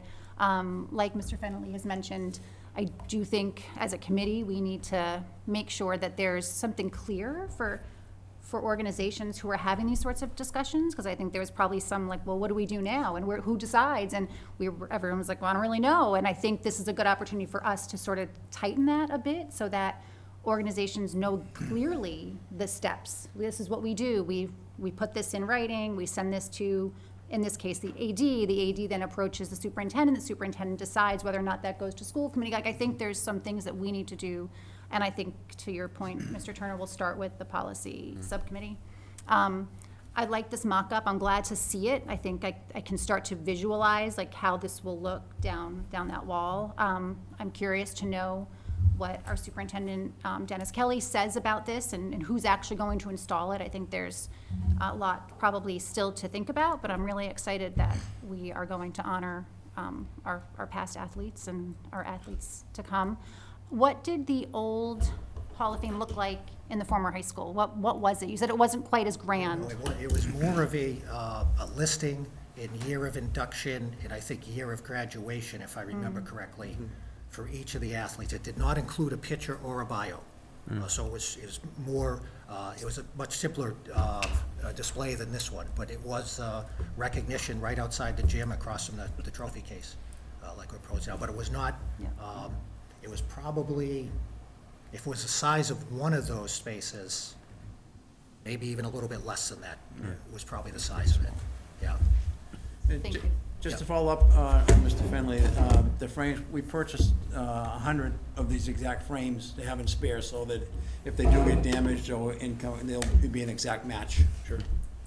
And I should be clear, if I wasn't from my comment, that I think this is a great idea, and I'm fully supportive of it as well. I'm just more thinking about sort of the management of it, right? I would hate to see all the work you guys put into it, the support from the committee, the community, and then to have it, fall into disrepair or not look as good as it should, right, to honor these folks who are in the Hall of Fame, so. And we expect that at some point in time, a visiting team's gonna come by and we've kind of accounted for that, that we can replace them pretty quickly. Well, and your point is well taken too, that, forgive me, Dennis is a member of your committee, so there's that, Yeah. there's already sort of a built-in communication channel there, so, okay. Mr. Exel. I want to the merits and the substance of this, agree with my colleagues that this is, I think it would be a fantastic thing for us to have, and I appreciate the time and effort that you spent on, and the fundraising that you did to ensure that this can be done without cost to the school department and the town. I really do appreciate that as well. And I think the only thing that gives me a little bit of pause in the presentation and the slides you show was the encasement that gets, the frames will be slid into. I understand what you were saying, right, so right up there, that it makes it easier to replace, obviously, if you can just slide something in and out. I'm just not sure if that looks good. This was Mr. Kelly's recommendation, so we're still open to suggestions on any better approaches to doing this, but this seemed to be the best way to make sure that he could maintain this. If something happened to the plaques without extensive, the way Melrose does it is they have these custom eyelets and screws that go right into and it's a lot of work. This seemed to be a much more efficient way to put them up. I agree with you that there may be a better track that we could use to make that look a little bit better, but this was just a mock-up sample at this point. So. And they tried to keep the woodwork consistent with the other woodwork around the high school. So that wood to the left is the actual wood that separates the block sections. If you see the one going up and down, so that's what we were trying to match. Yeah, no, and I can see that and appreciate that. I would want to make sure that after all the time and effort and money that's been spent on an installation like this, that we're happy with what it looks like when it goes up. We agree. We agree. And then we don't just kind of look at it and just think, ooh, shame. I don't know, shame we didn't do something different. But but I think this will be a great thing, and thank you all so much for your efforts. And again, on the policy side, I 100% agree that we need to have some kind of process and policy by which these types of installations go through proper channels and just kind of come before the principal superintendent school committee as needed. Mr. Turner, please. Sorry, one quick point of clarification. That hallway, the desks that are there are a popular lunch spot, actually, for students that want to have a quieter space to sit and eat in. Those tables would still remain there, even with the display behind it, right? Okay. Yes, and I believe we have, similar to the picture on the right, a rail going in at the bottom. That's kind of a buffer. That was something we had recommended. I don't want to say that was committed by anybody, but we had recommended the railing, but we think that would be a good idea. Prevent people from just bumping up against the plaques. Accidentally, okay. You mentioned the policy change. We fully understand that. I just want to make sure that if I talk to Mr. Kelly, are we good to proceed, or does this have to go through another process here? Please. Yeah, I think it would be very helpful, and I'm very happy to have that conversation with Mr. Kelly, just to understand sort of the total scope and what's involved, make sure that he's in a good place with all that has to happen, and then certainly I can bring that information back to the full committee. And I think that, the opportunity to make sure that people have a clear picture and understanding, financial and everything else otherwise, before I think this could be approved. And I think the parallel track is, we can certainly put together something around the policy angle too. So, but I think you can hear, I can't speak for the committee, but I think you hear the general support. I too am support. I just want to be certainly very clear of that. Thank you for, your efforts as a group to, to applaud and note our student athletes past and present and future. So, Thank you. yeah, thank you. And if you need representation from us at a meeting with Mr. Kelly, please let us know. Be happy to join. Great. One sec, I think, and I certainly don't mean to suggest more work for other folks, but there was a meeting a few weeks ago, forgive me, yourself, representatives from town, I think you were at the, so Correct. perhaps that doesn't Yeah. stay as a working group, but those folks can sort of stay engaged and informed, and so that information comes back to the town, to the committee, whatever it is. So, Mr. Exo? Is there a length of time that a athlete has to have graduated before they're eligible for induction? 10 years. All right, so Ava Boudreau, 10 years, 2035, and, all right, we'll make an appointment on my calendar for that. So I have two final questions. I would love, as this proceeds, I'd love to see what we see for Melrose, like what this would actually look like. I think for you too. I think this is a lot of time and energy, years that you've been working on this. So I would imagine you'd like to see it. What is this final project going to look like? And is this going to be something that we're pleased with? So I would love to see that, whatever that might look like. And then the subcommittee of the school committee, is that still what it is? I'm so intrigued by that.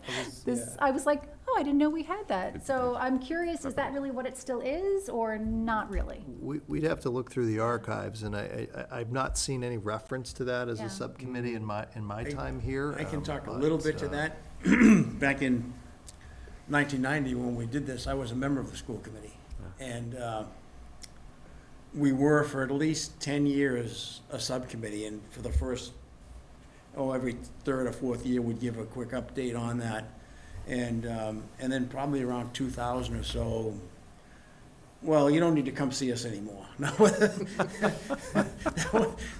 that time, I was off the school committee, so I don't know exactly what happened, but we were told that, no, we don't need you anymore, so just continue to do what you're doing. So you were established as a subcommittee, but then sort of spun off into almost like a booster group, essentially, right? Okay. Interesting. And is that your preference? Yeah, we're fine with it either way. We're trying to be easy to get do business with. Very good. That's appreciated. From this side of the table, we appreciate that. Thank you. Like I said, I remember being over at room 9 at the Glen Road School, and you've come a long way. Yeah, I would say so. So, well, thank you. I appreciate you guys being here. Thank you, and guys. the work that's gone into this. so much. So thank you very much. I will say, Sorry, I'm trying to say, Mr. Kirkland. He didn't make his way over, but I wanted to say thank you. so we did say we would offer a part of the meeting for public comment related to either the summer clinic or the Hall of Fame, if there are any comments on that. Okay. All right. We appreciate it, guys. Thank you very much. Have a great rest of the night. Thank you so much for coming in. All right. With that, we will move to item C, competency determination update. Miss Elliott. Good evening. Again, thank you.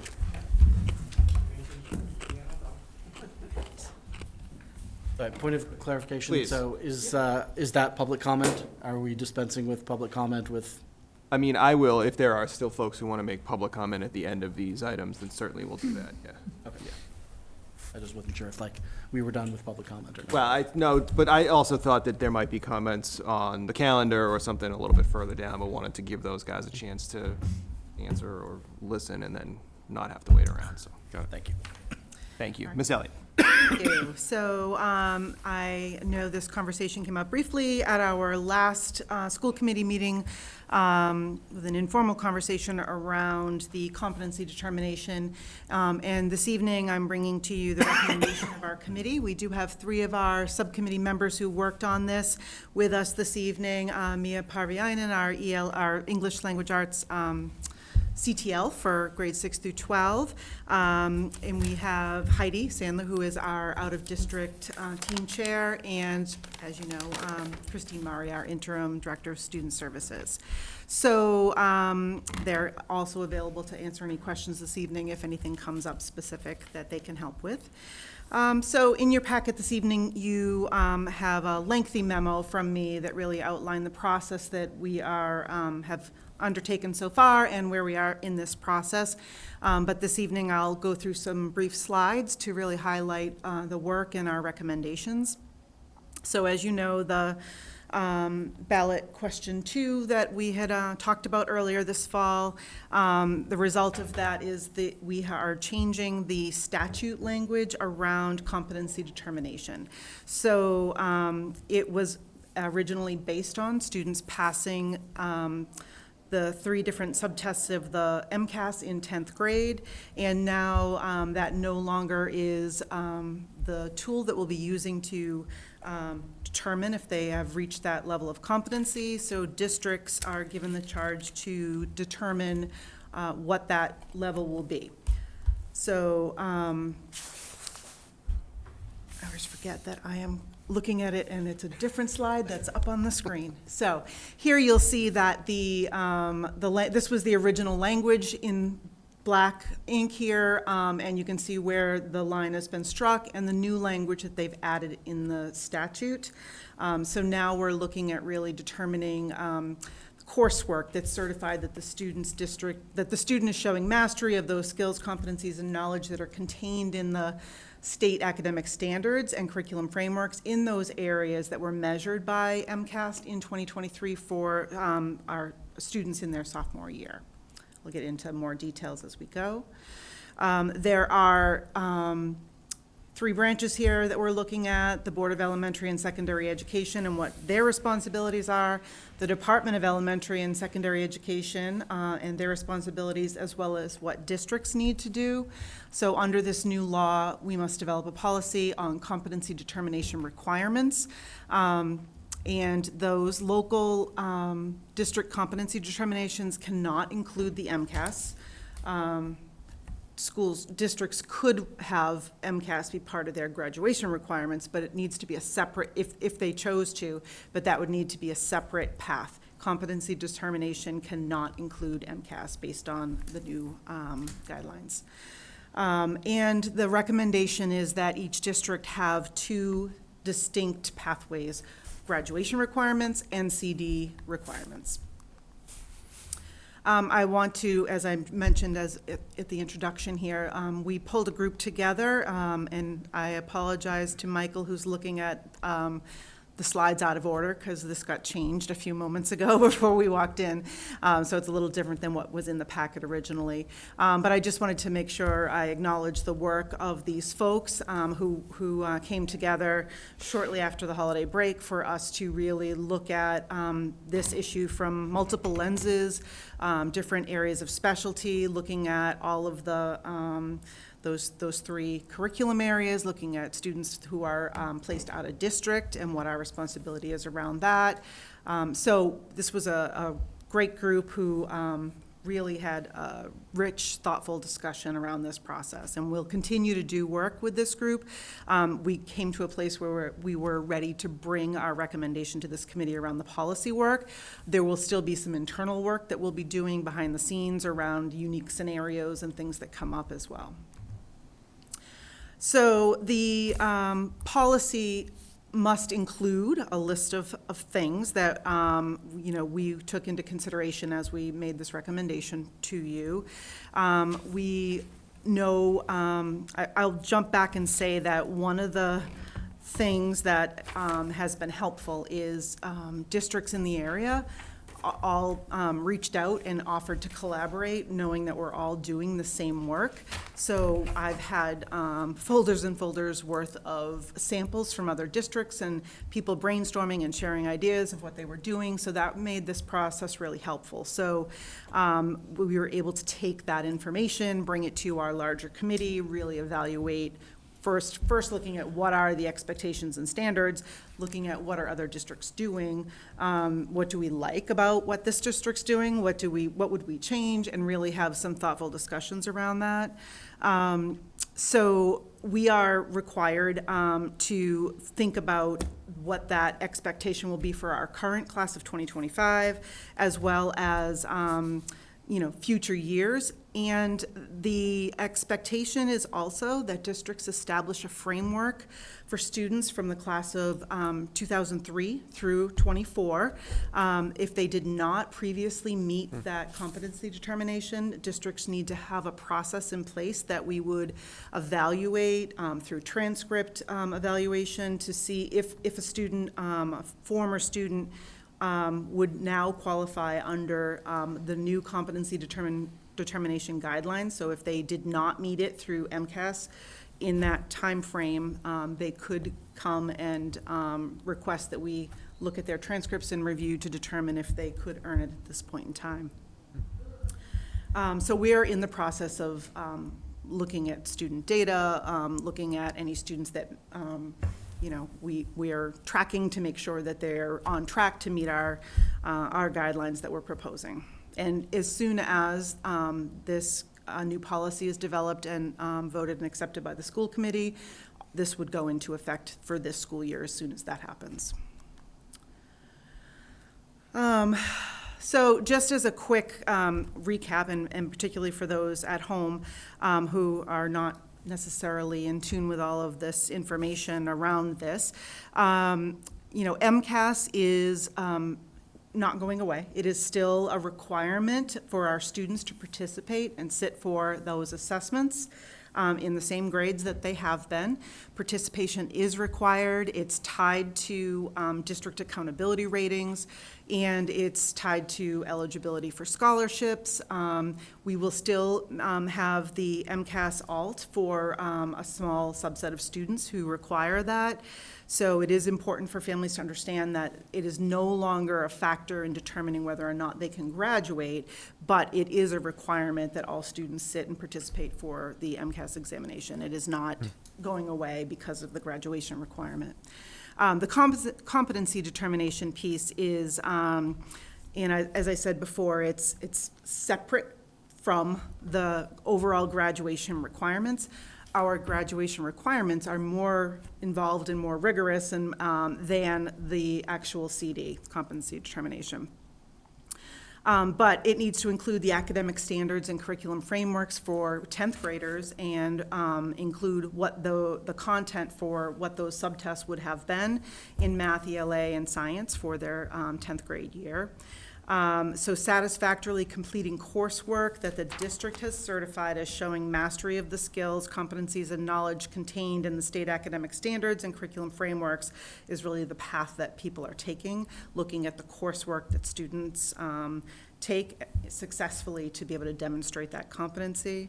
And that last bullet is we are required to include the caveat that any additional areas determined by BESE, the Board of Elementary and Secondary Education, can be added into that. So that needs to be included in policy language that if they should add additional requirements, that would fall under our policy.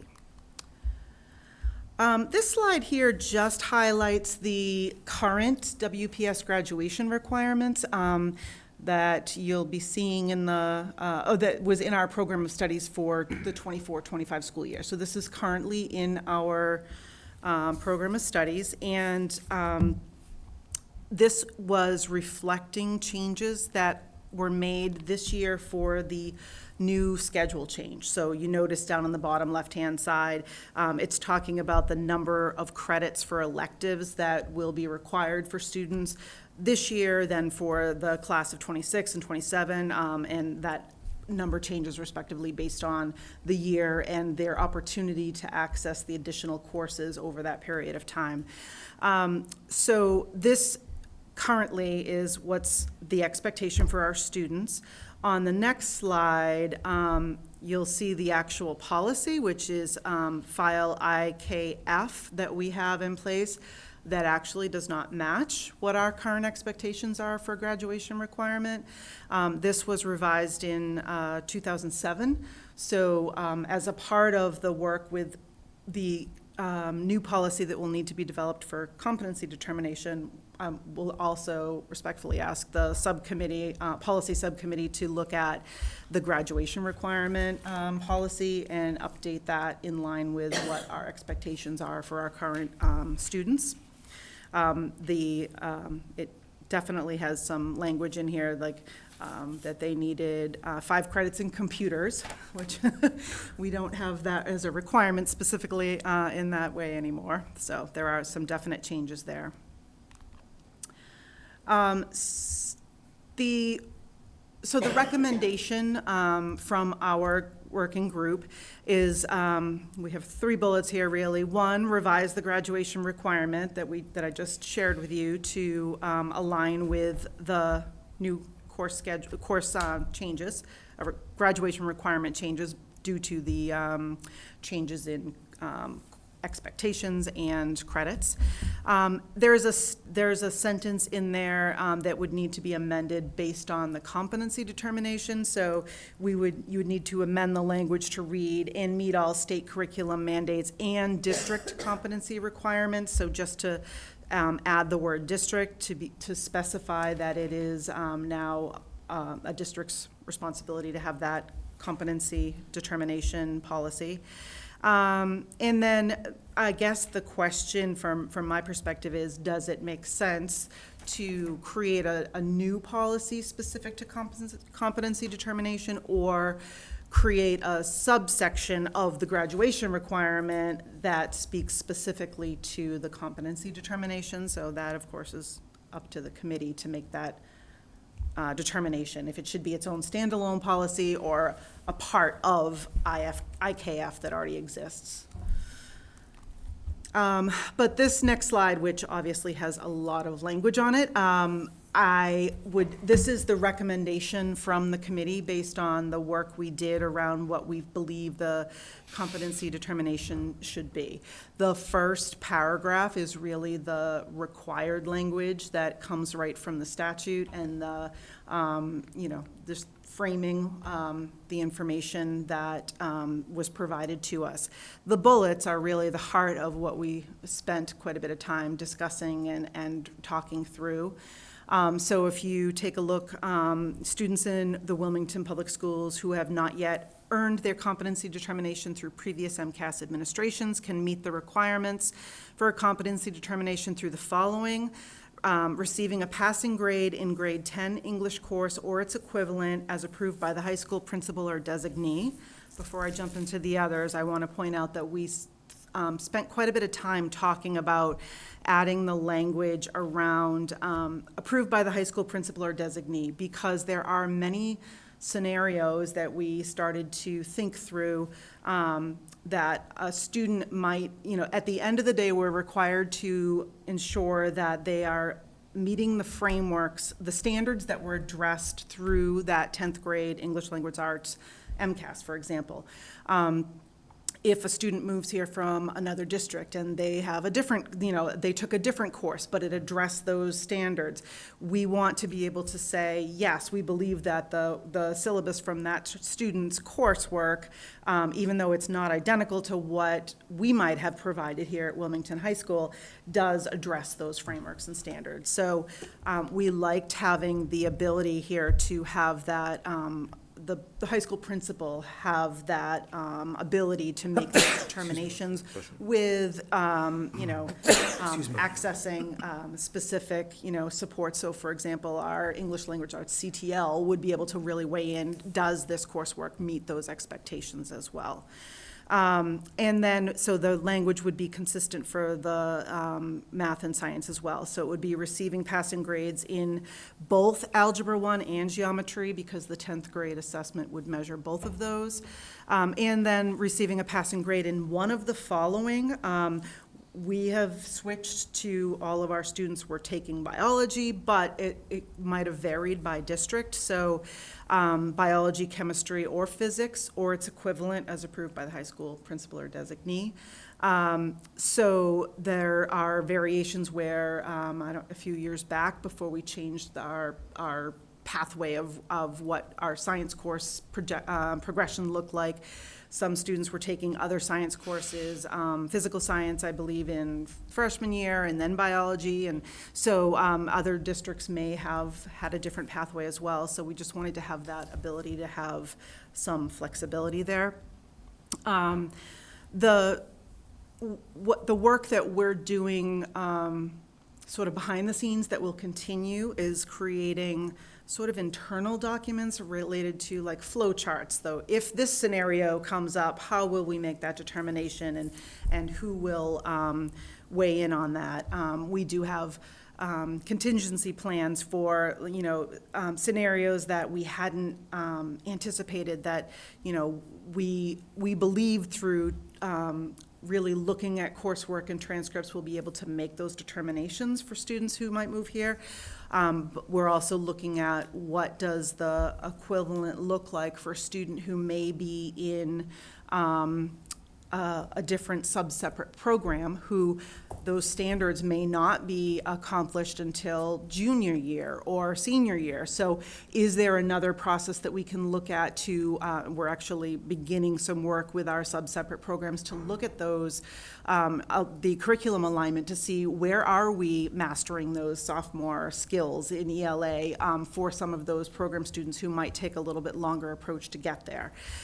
So we're doing that kind of work behind the scenes right now, so that we can provide the principal with the tools and resources he or she would need to be able to really say, yes, this student has met those competencies, or no, the student has not. So at this point in time, this is our recommendation to the committee to develop a policy with this language, and then you'll see the last part here is should, it's the language we're required to include, should any additional requirements be identified by the Board of Elementary and Secondary Education, that they will have access to be able to do that.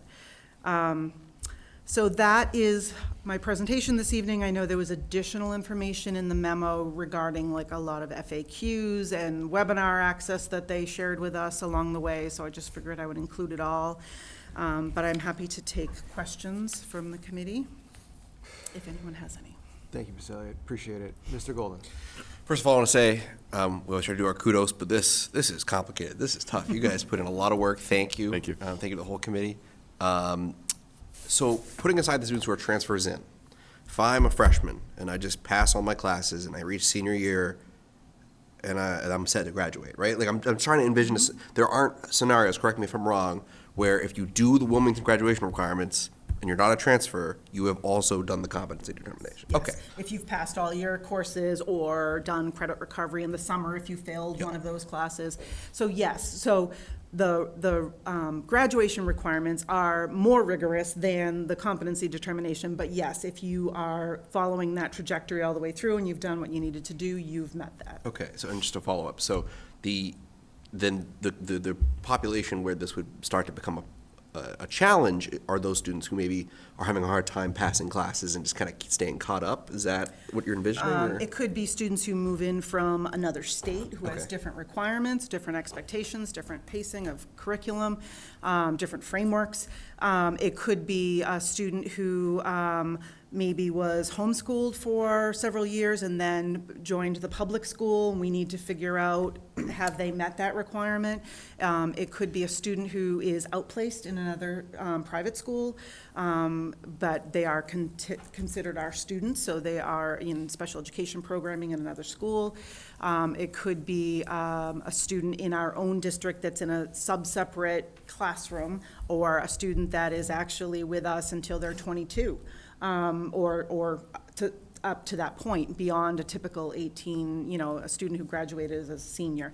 So until we started brainstorming through all of these topics, we're like, oh, and what about this? And what about this scenario? And what about that? So that's why we were trying to be thoughtful enough in our what we recommend for a policy to allow us to have the internal documents we need and protocols we need to be able to make those informed decisions on a case-by-case basis. Thank you. Mr. Exo. Was there any discussion about, rather than just a passing standard, having a higher threshold of earning a certain grade? And what kind of percentages of students, pass versus, earn C's or higher? Do you have a sense of the distribution of where people fall and whether there was discussion of that? So yes, we did that. Some districts do have that threshold and have a score or a particular grade. So we did talk about that. There were variations from what other districts are doing, and we're not really sure why they picked this grade or that grade. I know, so I think we felt that it would be really difficult for us to say that where when you have a standardized assessment like MCAS, there is a clear-cut score. When we, as you've heard from Mr. Gendron, we've been working really hard to align our grading practices and all of that. But then there creates some inequity between maybe one teacher is grading something as their course grade a little higher than another, or easier, or so I think it became very complicated really quick to make sure that we were being fair and equitable to all of our students. And I think I don't believe that the work we're doing, I don't want having the passing grade be the emphasis, where we are currently doing so much work right now to increase the rigor and the expectations of the coursework that we're doing. So I think that comes through the work in our graduation requirements and the work around our grading and alignment and increasing rigor and higher level thinking and all of that work we're doing. So I think we're creating that expectation of it's harder to pass these courses, but not necessarily setting a percentage for this purpose at this point in time. And over the last few years, how many students don't pass these classes, grade 10? So by the time they and leave high school, there have, I think when I spoke with Molly Dickerson, she said she can remember one or two in her time here as an employee that have not made that competency determination and didn't, that were already maybe not receiving MCAS all. So students who were projected to graduate, there might have been a couple that did not. So, but that would, of course, some students weren't necessarily on that track to do that anyway. With if they were on MCAS alt, they may have not been seeking to get that as it was. Right. And putting the alt aside, what percentage of students were not passing MCAS? By the time they left here? But by the time they graduated? Yes. She could recall maybe two students that by the time they left in their senior year had not met the expectation. Okay, but how about in grade 10? I don't know that off the top of my head, but I certainly could find that information. Okay. What I'm kind of getting at is passing the classes that we're proposing them to pass, is that of kind of and I know they're obviously different things, but is that of a similar rigor in terms of student success from what MCAS has traditionally been? Like, how many students are passing, grade 10 ELA in their course versus how many students are passing the grade 10 MCAS historically or in some recent period of time? and trying to sort of get a sense of just leveling, like, you know, is this easier to pass these classes than it was to pass MCAS? Is it harder? Is it roughly the same? Yeah, I don't have that specific percentage of data, but I do know that part of our conversation was that, you know, just as in MCAS where kids would have opportunity beyond their 10th grade year to reach that threshold, that would be the same in this policy as well, that if they have demonstrated by 11th grade that they've met those standards, that it would still account. I can certainly look at that level, you know, those percentages to figure that out. There are students who are not passing their courses and are participating in credit recovery through the summer. So we do have, you know, many students who do that, or, you know, in some cases have to double up on a math in another year to make sure they're meeting that requirement. But, so I don't have the exact percentages. Mr. Smaha. Again, thank you to the committee. I know this is complicated. I know that you're saying that, you know, like, you know, DESE is no longer issuing sort of the competency determinations, but are they going to be, do they need to have approval of each district's competency determination, like, plan? Is that something that? So they've told us at this point in time that they have no guidance for us at this time, and that districts are on their own to make this determination, and that, but they do reserve, they do reserve the right to collect them from districts. I don't believe it's an approval at this point in time. And I know there's work going on at the department behind the scenes, like looking at graduation requirements and things down the road. So, you know, will this be something that the Department of Ed decides at some point in time that they are setting the competency determination in the future? Potentially. But at the time, right now, we're given the directive, each district needs to make this determination on their own. Okay, thank you. Mr. Turner? First of all, thank you again, as I said, for the enormous amount of work on this. One comment and then a question. I think it's fantastic to go through the scenarios in advance and create the guidelines and the workflow in advance, because then you can have some consistency in application as opposed to figuring it out in each case. And obviously there may be nuances to the cases that come through, but kind of going through that framework I think is a really good use of time now to ensure some consistency that we can apply later as kids come through with different scenarios. Now that you've done all the work, how often do we envision reviewing this standard, this determination? Is it the right thing for the district? Would we look at it probably not every year, but every few years, every couple of years, every 5, every 10? Did you have a sense coming out of the work how often you'd expect to and want to do the updates or reviews? You know, until you live through it and you know how, you know, you mentioned, we did try to brainstorm every potential scenario, one-off that might come up. But I do think would need to live through it. And you know, of course, this is a policy that would be determined by the school committee. So therefore, if we've implemented this recommendation this year, and then as a school committee you feel like the level should be increased down the road, of course, that's the prerogative of the school committee to do that.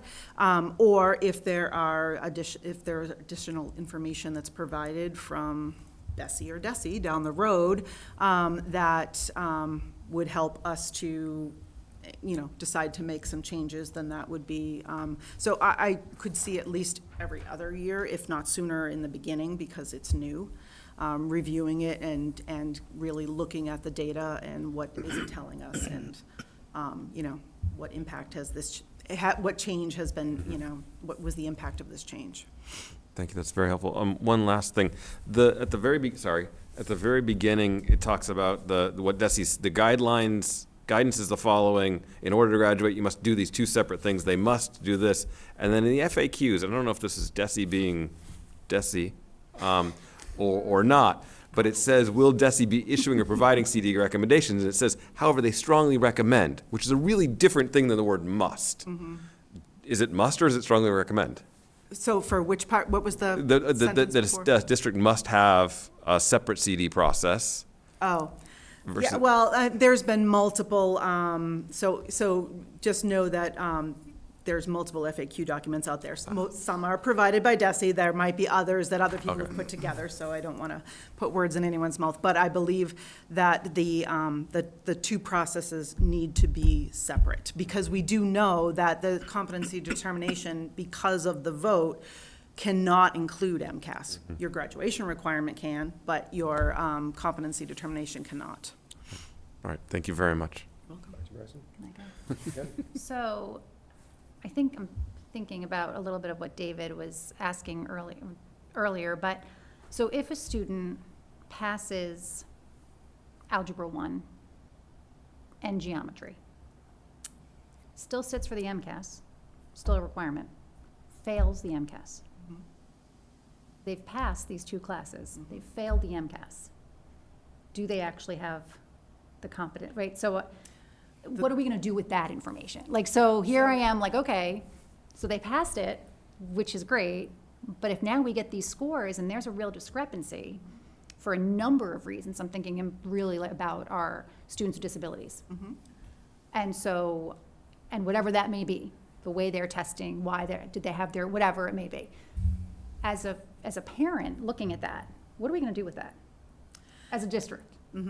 So, I think I would guess that the reason that this question passed is because people recognize that not every student is going to perform well on a standardized test, and it doesn't necessarily doesn't mean that they don't have some mastery of the content and the ability to demonstrate that in another way other than a formalized standardized test.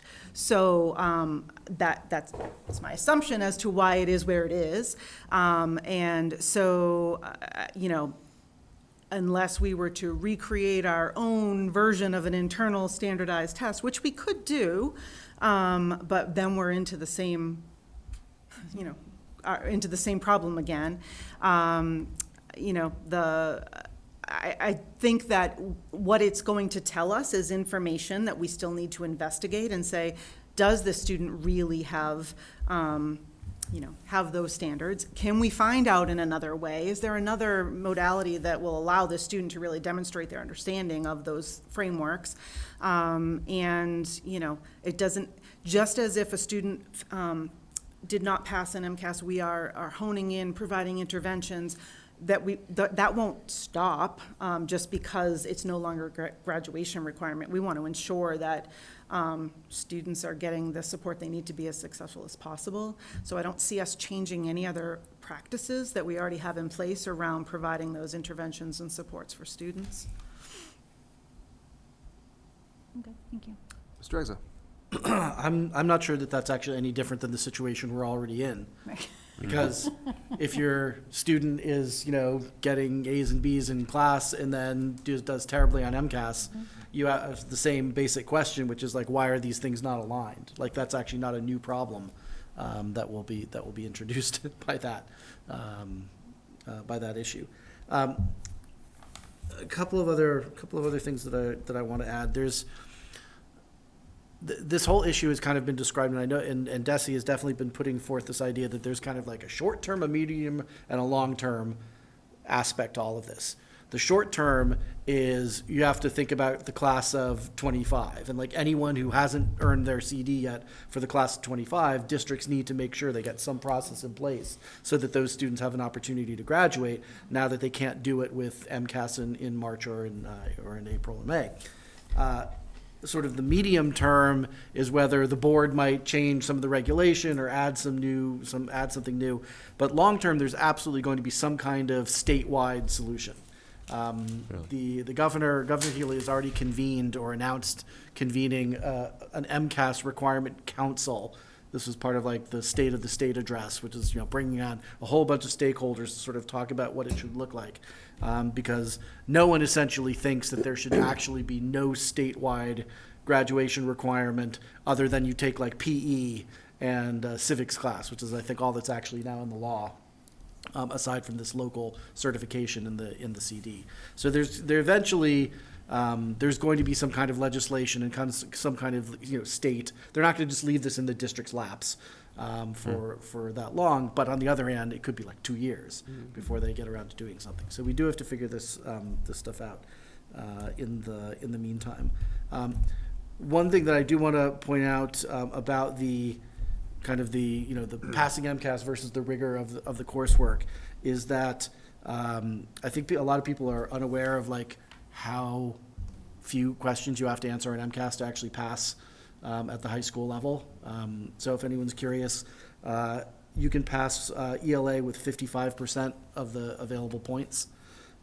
For math, 38% of the available points. Less actually, because with an educational proficiency plan, you can pass with less than that, like 25% of the points in math.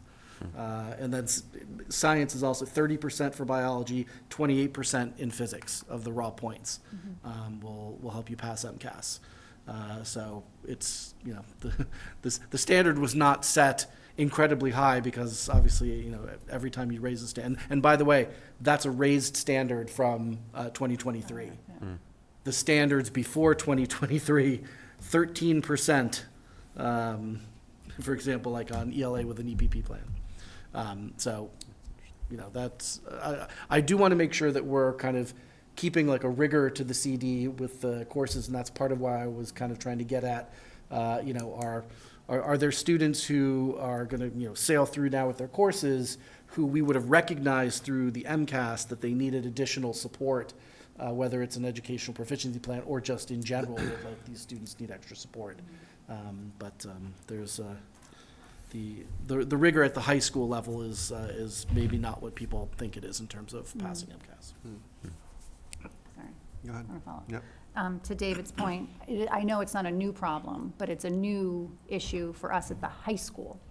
Because although we may not have seen that, we knew that in order to graduate, and I was for removing MCAS as a graduation requirement, but I can see now, I'm like, this is gonna be interesting, because at the end of the day, if they were graduating, we knew they had those basic competencies, as low as that standard may be. And so now, we may have this discrepancy that we see in 5th grade, we see in 6th grade, we see it all along, but there, it's same thing. Like, why are they doing so well? Why are they on honor roll, but they're not meeting expectations here? Like, that's something that we've dealt with all along. What we haven't had to think about as a school committee is, okay, there's a discrepancy. They're passing all their classes with a B. Do they actually have those basic, like, we didn't have to think about that before. Now we actually do have to think about that. So I do feel like it's a different issue with this particular test, with this particular requirement, that in other grades we use as a, that's weird. Now it's kind of like, what's going on? So I'm sort of in this space of, I just want to make sure no one gets left behind. I want to make sure that there isn't something that we're not seeing, or that there's too many revisions, and actually they're not graduating with that basic, skill. I guess that's a little bit of my worry here, that someone's going to get missed.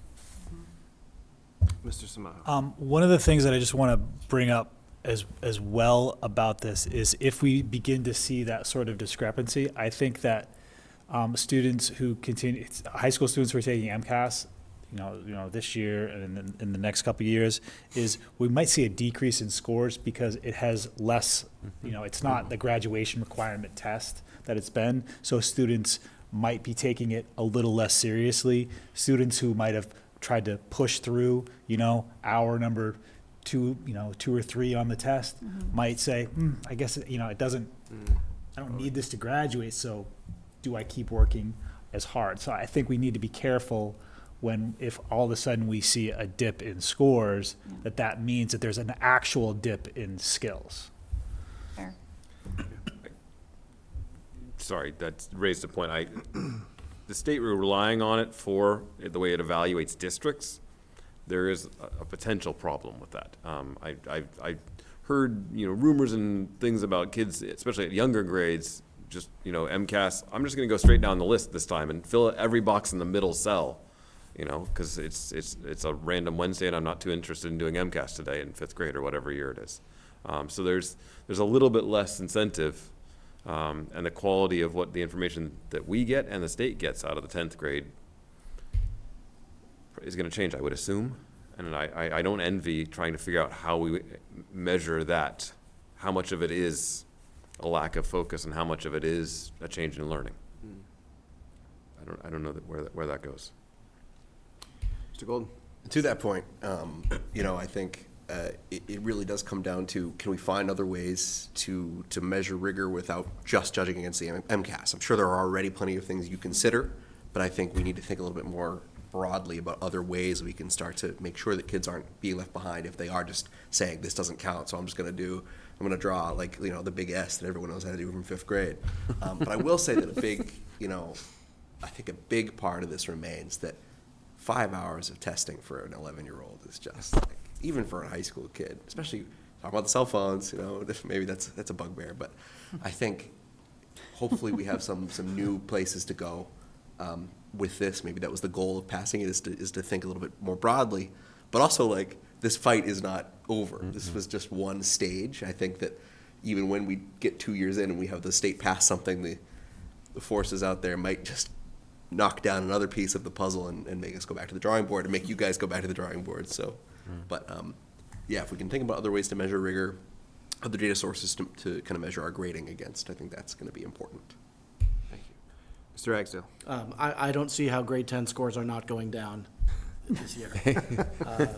And You people just gave permission. and everyone from the state accountability system to districts is going to have to think about how to evaluate that, because it's not necessarily that the kids know less, they just care less. Yeah. They tried less. And you can't forget that confounding variable that when a high stakes test no longer is high stakes, there is simply less incentive to, as Jay was saying, to push yourself through that when your diploma might be riding on the test. Once that's not the case anymore, you're going to approach the test differently. And schools are going to approach preparing students for the test differently. Because when you need to get your students over that MCAS hump, then you put in place, if necessary, additional preparation and remediation for that kind of thing. And that's not going to be there either. Well, and so it sounds like, too, not to completely change course, but now the policy subcommittee, there's a trend tonight, has some additional work to Yeah. I'm out of that. So I'm going to, Dr. McCauley has been very patient, so Mike, when you're ready. Sorry, Mike, I didn't see him. Yeah, sure. Just a thought, not looking for ideas right now, but really interesting conversation around MCAS and everything like that. Kind of view the MCAS, if you think of stick and carrot, it was more the stick. That, if you didn't do good on this test, you as a student would be punished. And then that was kind of that negative reinforcement, was really making them try harder. Wondering as a district if we could maybe think of ideas to be more carrot focused. So if you do good on this test, you get some incentive, some reward of some kind. Not looking for ideas tonight, but maybe that's something we want to think about potentially. And then we'll actually potentially see how well the students are doing. Thank you. Other comments before we move on? Just the last thing on the policy side. We approve the high school program of studies, correct? Yes. Yes. It has the graduation requirements in it. Correct. Can we just simplify the policy a great deal to say, as approved by the school committee in the program of studies? That way we don't have to reconcile those two different documents every time we change the program of studies. The policy aligns, since we approve both. You don't have to answer that necessarily, but maybe the policy can be easier and that discussion can be a really quick one for you guys on that subcommittee. Just a thought. Save time, I'm here for that. You want to join the subcommittee? I'm sorry. No, Jay does. Go ahead. Yeah. Just a question about, are we looking for a vote on this policy tonight? That was going to be my question to you all. So I think. It wasn't my intent Yeah. that you would be voting this evening. It was my intent to make a recommendation of Sure. what the subcommittee might begin with. Yeah. And certainly, if you feel as a school committee that you are looking for something different in this, then it is certainly your prerogative to make updates or changes or to that. But from a timeline standpoint, Sooner than later. ideally, in looking back to your memo, the thinking here is by March, this committee should be approving something. Yes. That then can be communicated to the community, right? Okay. So, So I think then the idea would be for us to put this on the agenda for the next policy subcommittee meeting. Does that make sense? Yes, Thank you. sure, sounds good. Okay. Yes. Okay. Do we have the next one scheduled? Sometime in March, yeah. Is that soon enough? Well, yeah, we can, okay. we can look at scheduling another one if we need to. Okay. Okay. Thank you, Ms. Elliott. Thank you. Thank you. And Guys. team Thank you. for the work. Yes. Thank you. Okay, that brings us to the first read of the draft 25-26 school year calendar. Dr. Brand. You have, it is about that time again for the committee to consider and discuss the calendar for what would be fiscal year 26, 25, 26 school year. You have two versions of the calendar being proposed for your consideration. I'll just highlight the key things. There's really only one difference between the two, but the highlights in general. The approach here is consistent with how we've approached the start of the school year in the past, and that is getting school underway and launched first for staff for 2 days back-to-back, followed by 2 days for students just prior to the Labor Day weekend. Labor Day obviously falls a little bit earlier next year, so that is what it is. The early release days have been sprinkled throughout the calendar that largely resemble what we have in place and what you've approved as a school committee previously. The other key things to point out in both of these versions, the Wednesday before Thanksgiving remains here as a half day. That's what we have in place in the past, and for no other reason other than there's been some discussion here at the table before, and there may be not everyone on the same thought around that and how we approach that, but we left it here as still that half day. The real key difference is going into the winter break. And with the way that the holiday, the Christmas holiday falls and so on, taking a look at in the two different versions here, version number one, has school continuing through until the end of the day on Tuesday, December the 23rd. I should point out, although I don't think it's here, that the thought is that that's a full day. And then returning, you can see that New Year's falls on Thursday, January the 1st, so school would return back in session on Monday, January the 5th. The second version, the variation of that is that school would end at the end of the day on Friday, December the 19th, with schools closed for 2 full weeks.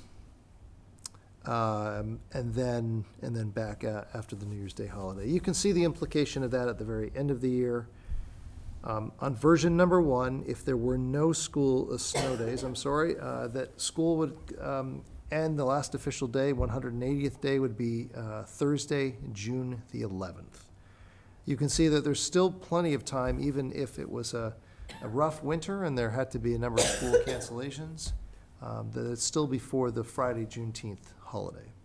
Version number two, you can see the implication of that, where you still have a little bit of play there, but if all 5 snow days were used, it would require the 180th day coming back after that holiday weekend on Monday, June 22nd. So those are the two variations, but again, this is your calendar ultimately to approve. Any thoughts or further refinements that you'd like to see considered, we can incorporate into a version 3. It is here for a first read. Certainly not the intent to have you as a committee approve this tonight. Thank you, Dr. Brandt. Dr. Bryson. So I was gonna say, how are we only 1 day off, but it looks like Good Friday? Good Friday is not off Friday, I'm sorry. in version Okay, 2. so in That's the version other point, I 2, forgot to we have mention that. school on Good Friday, and in version 1, we don't. Okay, My apologies for not that's pointing okay. that out. Mr. Turner. So, this will come as a surprise to none of you who've been here before. I'm not in favor of half-days other than for, conferences and those sorts of things. It's kind of an all-or-nothing thing for me on days of school. I do appreciate the 19th and 23rd being full, depending on which calendar we're on. I thought we said when we took the half-day this year for the day before Thanksgiving, it was because we closed the schools for the election, with the intention that we would go back to a full day off this coming calendar year. And so I thought that was a one-time thing, because we'd gone to full day off on the Wednesday for Thanksgiving week several years back. And so I thought that was a one-time thing. And so my personal preference would be that Wednesday be off, even at the risk in version 2 of going to that next week. So that's my personal thought on that. I do really appreciate that it's either both Monday and Tuesday in school or Monday and Tuesday out of school. I think coming just on the Monday of that before Christmas holiday makes zero sense. So I do think that is the choice we would make. And then, so I don't have I think from the perspective of being able, oh, and one last thing, I think having the second off absolutely makes sense as well. Coming back for the Friday makes no sense. So I think a lot of logical choices you've made here. I would lean towards version 2, and adding in the day for Thanksgiving, before Thanksgiving as well. And so we're ending up with a little bit more risk at the tail end. I hopefully we don't have that many snow days next year. Who knows? That's my lean at this point, early on. So that I'm clear, when you say the day before Thanksgiving, you mean fully off rather than fully in? Off. I thought Yes, so, I just yes. wanted to make Thank you for clarifying, yes. So that we push the last day out one more further, to the July 31st, what? Sorry. Mr. Ragsdale. One thing I want to point out, although it's not really too relevant, but in June, the dates are actually listed wrong in the first row. June 1st is a Monday, and the 6th is a Saturday. So that needs to be shifted. Okay. Good catch. Which I only caught because I know that this year graduation is on Sunday, June 1st.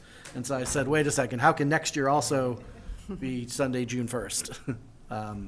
So that row should be shifted over. That Sunday is actually the 31st of May.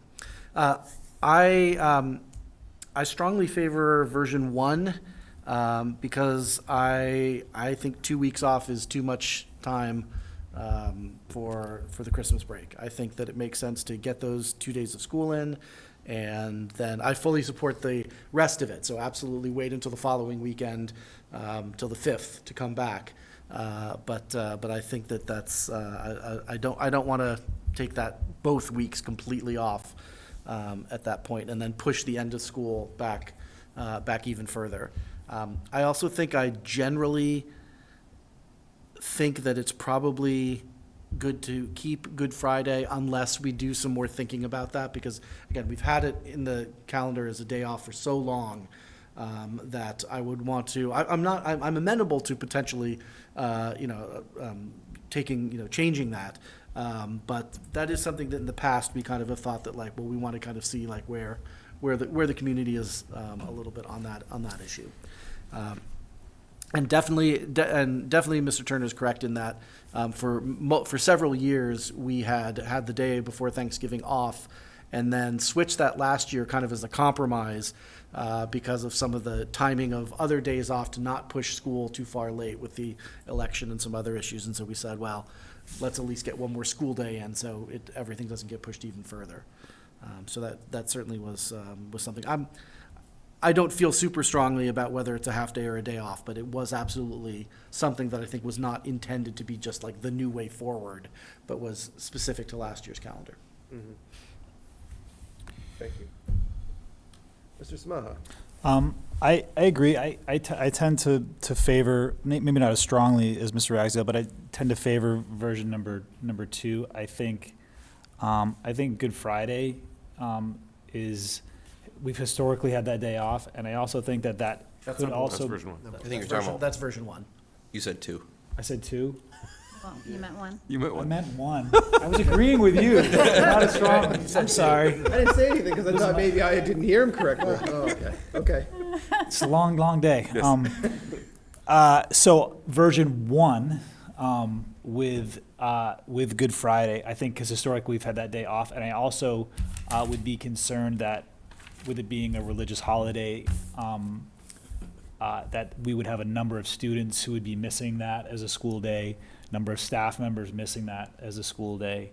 I think that would be something we would need to consider. I also actually kind of favor the half day before Thanksgiving rather than the full day off. Partially because it also ends the school year a little bit earlier. So I'm much more in favor of version 1, but I'm curious what other people think. Mr. Golden? My kind of broad functional piece of advice or thought is, we had Mr. Ingram here talking about the summer programming and just like the way that is already pushing pressure on August. So I think we just need to be cognizant of how that deciding to risk going late for snow days, although God knows we're going to have fewer and fewer snow days in the future. But however, speaking personally, I'm actually very biased towards number 2. I think that, Good Friday is a religious holiday, but I think, having gone to Catholic school even, I don't know how many people observe it now, but I think, doing a survey would be great. But I also think that having that time off for Christmas is really nice. I think it's nice. Everyone gets together. People will probably travel. I feel like you may have more people out of school those 2 days of Christmas week than you would have for Good Friday, because people are going God knows where, somewhere warm. So that's my personal opinion, but I can see the merit in number 1. But I think overall, we just need to think about not going too late with regard to summer programming.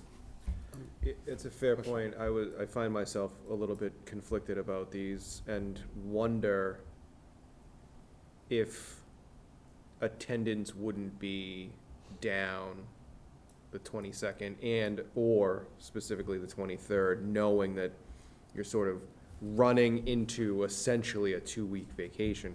Not that we should build the calendar around if or if not people will be there, but it is a consideration, and it always has been, right? So, and I personally, I think I'm in the minority, but I don't mind the half day before Thanksgiving. I do like that we had it off in the past, but I'm inclined to lean towards number 2. I like the idea of giving that full 2-week break to the students and to the staff, but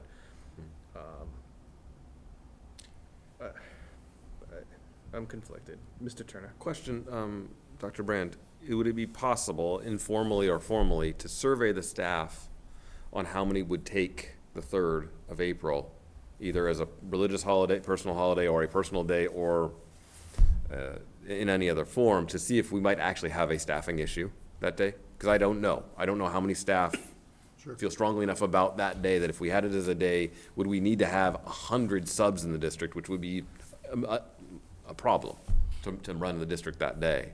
Certainly could do that. That would be helpful.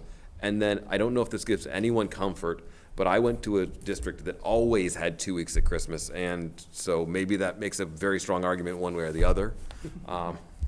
So, it can be done. Just to clarify, though, if we're going to, and I can reach out to staff, if there's more than just that one question, Yep. I can explore that too. Yep. But my sense, and it's totally anecdotal, my sense is that Wednesday has an equal, sort of what we're hearing around the table here, an equal, maybe not a 50-50 split, but I've heard both. I've heard some who just don't like parting ways with how tradition has held true, and others who like that. So I can talk with the chair, invite Jen and Jesse around if you want to include something more expansive for a reach out to the staff about these elements of the calendar. Happy to do that if you want. So, Dr. Bryson? I think that would be great. I don't know if we want to also throw in there, I'm curious to know if staff see this and they're really excited about the 2 weeks. I mean, as a parent, I'm pretty excited about the 2 weeks. So I was like, oh, I love that, so I don't know.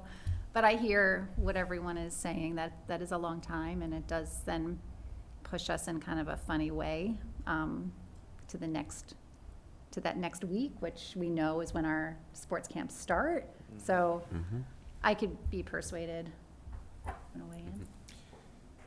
Just one more, just like emotional, anecdotal thing. It really does feel like when you have those 2 weeks, for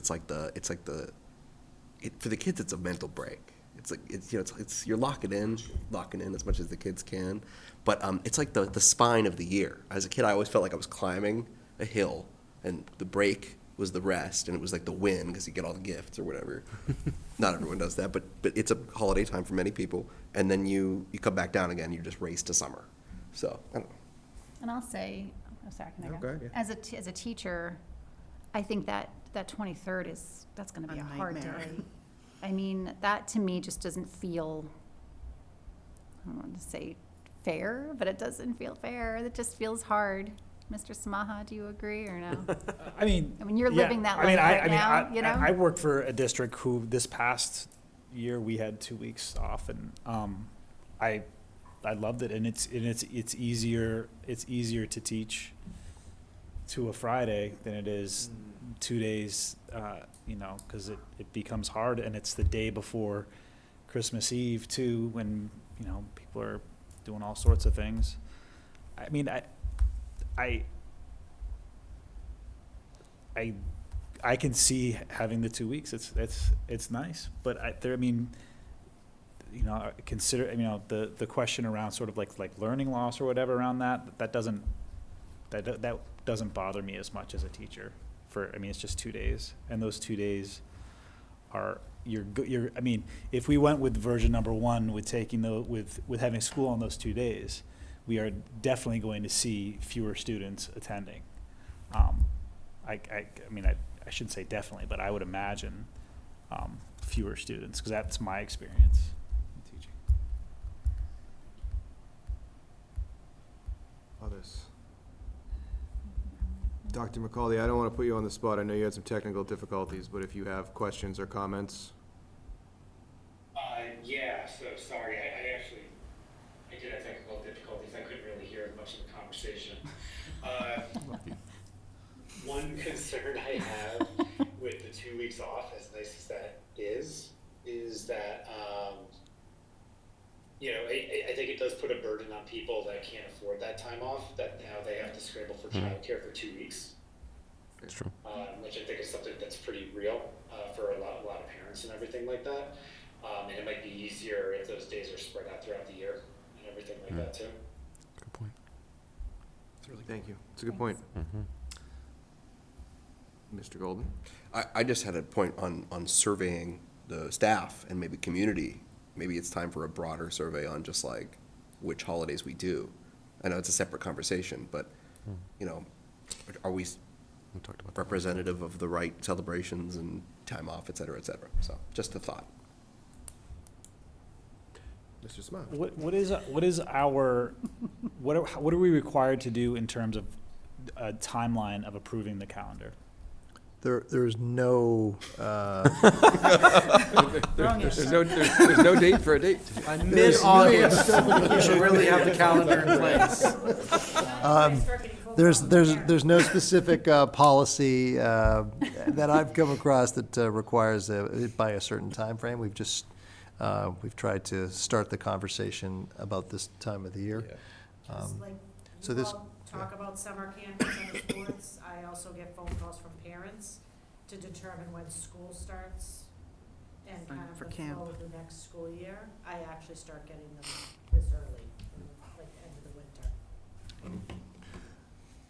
So, just ask a couple of clarifying questions. please. What you'd like us to do. In all seriousness, though, certainly, and we can talk about the outreach to staff. Yep. Am I understanding a desire to reach out with some of the similar questions to the community? So I might suggest two things, because one, to the point of when do we need to do this, we could drag this out for a very long time, and that would be an enjoyable experience, I'm sure. But being concise, I think doing a survey of the community, I think you mentioned this, I think last year, that it's been a few years. So maybe on some sort of regular cycle, we do survey the community, including teachers, families, all this, and get a sense that would inform next year's conversation. Right. This year's conversation, it could be really narrowed down to 2 or 3 questions towards staff to get their sense, to make sure we're not misaligned with them. Talking about the 22nd, 23rd. Yep. Talking potentially about the day before Thanksgiving, because they may have a really strong opinion that that day has been useless or whatever, or it's a great day because it's half day and everyone kind of likes to cruise into Thanksgiving that way. I don't know what they'll say. And then the April 3rd date as well with Good Friday. If we could do that to inform this decision and then plan something for, I don't know, April, May timeframe to just survey the whole community broadly. How do we feel about, to Mr. Golden's points, holidays in general, the start of the school year even? I mean, should it be after Labor Day? Should it be a week earlier so we can make sure we're pulled forward to the summer? I mean, which, some districts are, I mean, some parts of the country are a month and a half earlier. So we could do that sort of survey later. I mean, I think that's a good point, right? Because while there is no sort of hard, fast deadline for this to be approved, much like we've talked about with summer camps and things, the sooner we can get this done, the easier it is for families and staff to prepare for things and what comes next year. So certainly Jen and Dr. Brandon and I can talk about the sort of shorter staff survey when we talk later this week, but I think broader outreach to the community as we move forward makes a lot of sense. So, Mr. Axel? I think if we go to the trouble of like surveying the community, because we really don't do that very often. It's been a number of years since we put that out there. Then at that point, we want to put, I think, everything on the table. Yeah. Just like get people's feeling like we just said about starting before Labor Day versus after Labor Day. Ending at more or less the midpoint of June versus that next week. Do we still hold that Sacred Friday in the first week of school so we get the 4-day Labor Day weekend? Apparently something that just like we do because we've always done it. Do we want to continue? Do we continue doing that? And then, and these other questions. I think that like if we're going to go to the trouble to survey the community, we really want to think about just like how many questions about the calendar can we come up with that we can get some insight on that might guide us as far as just future work. Absolutely. But I think for this coming year, we can, possibly tweak one of these calendars or, approve one of them with a little bit more information, like after we sound out the staff. Agreed. Mr. Golden, and then I'm going to move us on. This sounds like we need a working I was group. gonna say- I'm smelling a working group in this conversation. Yeah. Could go to the policy subcommittee too. Oh, yeah, policy. Doesn't have anything going on. Policy So, subcommittee, Dr. Brand, thank you. yeah, but maybe, but in all seriousness, maybe this is. I think Mr. Reisel is right that we should do a ton of questions and then we should clearly have a working group to make them. So. Thank you. Thank you. Calendar subcommittee. We will talk more about the staff survey at a later date. Okay, moving us on to the last item of new business, an update on the superintendent search. I think Dr. Bryson's going to kick us off. I will kick us off. I thought that I would never see this on an agenda while I was sitting at this table with all of you, but here we are. So I guess we'll start with the congratulations. Is that okay or no? I think that is more than fitting. And then we'll have lots of time to praise Dr. Brand's efforts here and all he's done for plenty of time for that. And lots of time to roast, I think. I was too. going to say, praise was not the word that came to my mind, but yes. We've already started a book of our favorite phrases, actually, so feel free to send them my way, because we will be got a sharing list. that. Oh, I bet you do. You might have more than I have, actually. So, so not to talk too much about the absolute devastating hole we will have in our district, but we do need to make a plan pretty quickly, actually, for a superintendent search.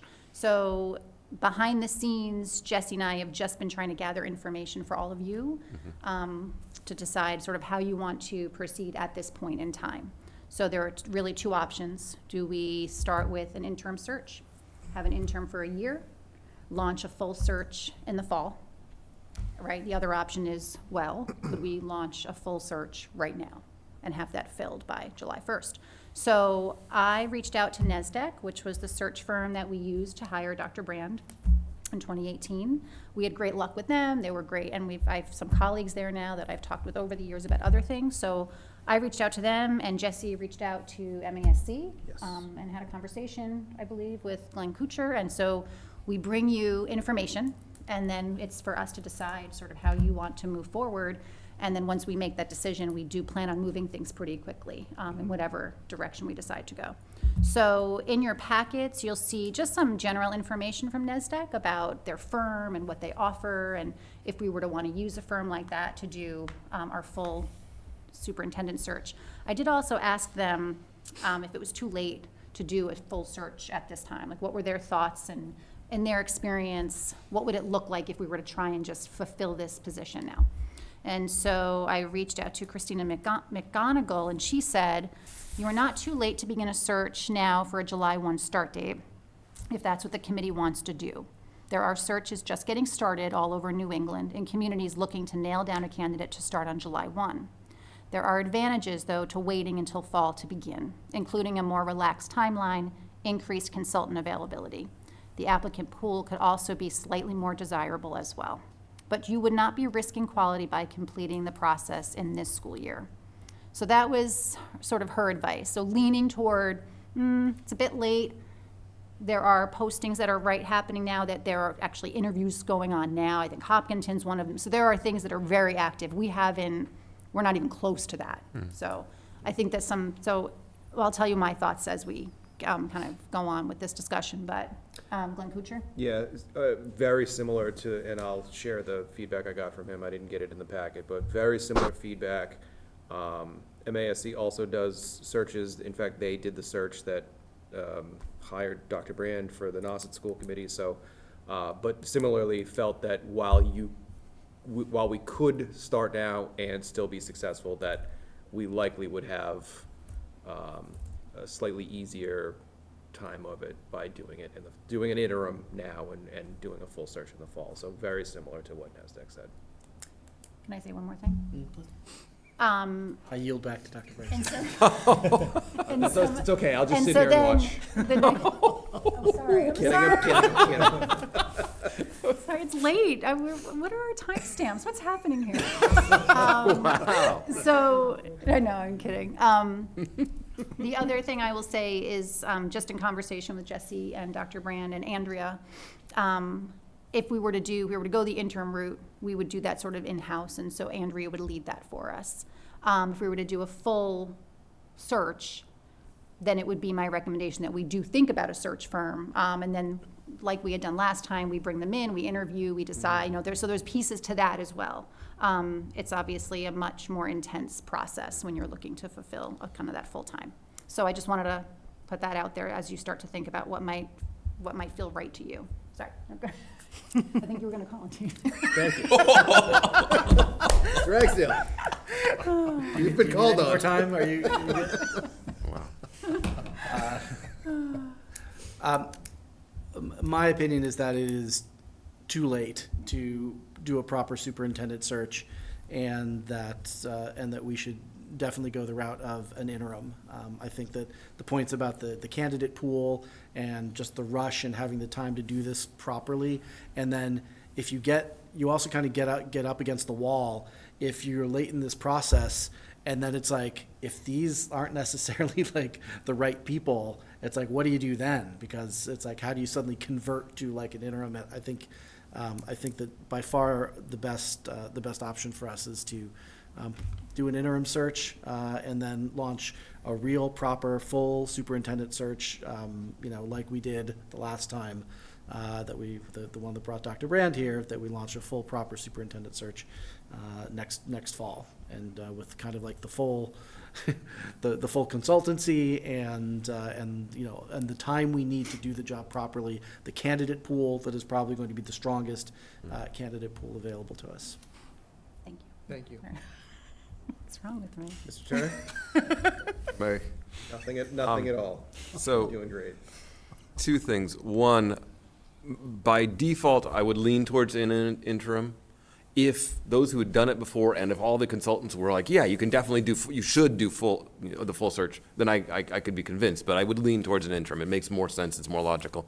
The one thing I would strongly encourage us to consider is, in any scenario, we're filling two positions. We're not filling one. We're filling the chair of the school building committee, and we're filling a superintendent's role. And I would strongly suggest, particularly in the case of an interim, it almost must be two separate people. To ask someone to come in as an interim and do both pieces is, I think, really setting them up for failure and potentially damaging the project. I would think that we would have some different criteria and some different potential candidates. I'm not presuming it would be anyone on the current committee from the district, but it could be somebody else from within the district, could be somebody else from within the community. To have that piece as a separate thing, and I don't know exactly what that would look like, the search for that, and that might not be interim either. That might be we're asking somebody to be there for the life of the project then. A different conversation perhaps, but really think strongly about that being one thing, and then yes, to the other very important topic, having an interim search to try and fill that position by July 1st with an interim superintendent. So, my 2 cents. May I respond to Please, this? of course. I was going to make a joke there, but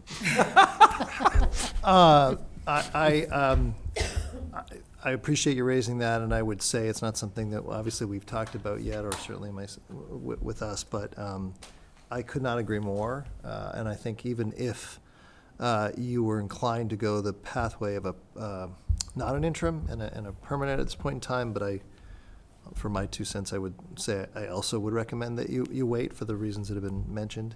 But even with that person in the role, I think it absolutely should be someone different in the chair of the building committee. I've appreciated the opportunity to be in that role, but the difference for me, as opposed to somebody coming in, is that I knew the landscape, I knew the district, I knew, the stakeholders. Somebody who's going to not be in that place and still learning about a large organization and a community, and also taking on that, I just don't think that would be fair to them or the integrity of the project. So I could not agree more. Yeah, that's something we have to have a conversation about, figure out how to navigate that with the town manager, but, yeah, I'll leave it at that. Thank you. Mr. Samaha. I would agree. I think going the interim route and doing a full search in the fall makes so much more sense. Even if we do what you're suggesting here with a separate chair for the building committee, whoever the new superintendent, if we were to do a full search now, they are still going to have a lot to do with all of that, and exactly like what you were saying, getting up to speed on that. That's not fair to somebody, and I don't think it would be, not only fair to that person, but it's also not fair to Wilmington, I think, and to the community. We need somebody. I think we need to just be really thoughtful and careful in choosing, the next superintendent, especially with the building projects that we have, because it's Wildwood, but it's, there's also thinking about the other side of town too. So there's a lot of stuff going on. So I think if we can be as careful and as, put ourselves in the best position possible, I think that's what we need to do. And I think trying to rush it now, I think would be a big mistake on our part. Thank you. Mr. Gold. Thank you. So I know you mentioned, Dr. Bryson, that that it would be Andrea taking the lead on an interim search. And she's incredibly talented, but is there the possibility of some kind of consultancy or outside advice giving organization with regard to an interim search within our own ranks? Like, is that, I just, have you, is anyone else here, I just genuinely don't know, been part of an interim search process? Because I haven't, so what are the options with regard to searching for an interim candidate? Sure. That's what I'm wondering. So the reason I would recommend to wait on the full search firm package is that it costs quite a bit of money. And so if you're going to do that, you want to be using that money to fulfill kind of the full superintendent. However, both MASC and NESDEC have said, or at least NESDEC said to me, and I believe MASC, but we will push out your posting. We will make sure that this, and Andrea is also highly skilled in that area, right? She will make sure that this makes its way around. And so I think in that way, we can sort of access, especially MASC. I mean, we can access certainly them in that sort of like a way where it's not going to cost us anything. NESDEC, I'm not quite sure. But even NESDEC said to me on the phone, like, tell us if we can answer your questions. So I feel like we still have sort of this kind of consultant to help us. But in terms of engaging truly in like a firm that's going to run those meetings I don't think we would need that for an interim. But I actually very much liked that when we were searching for Dr. Brand's position. Yeah, I'll say I agree with everyone that but doing the option where we're going to focus on a calmer, more deliberate, more comprehensive search process is the right call. But I was kind of wondering, are there any other resources we can leverage to get like a really great interim candidate because like this is such a busy year. There is so much happening. And again, I'm new, so I don't know if this is like normal, but you know, we've got multiple sets of negotiations, we've got, you know, the schools. So I just think that if we need to put all our cards on the table, all the cards that you have, including the ones up your sleeve, to get the best possible interim. So that's my 2 cents.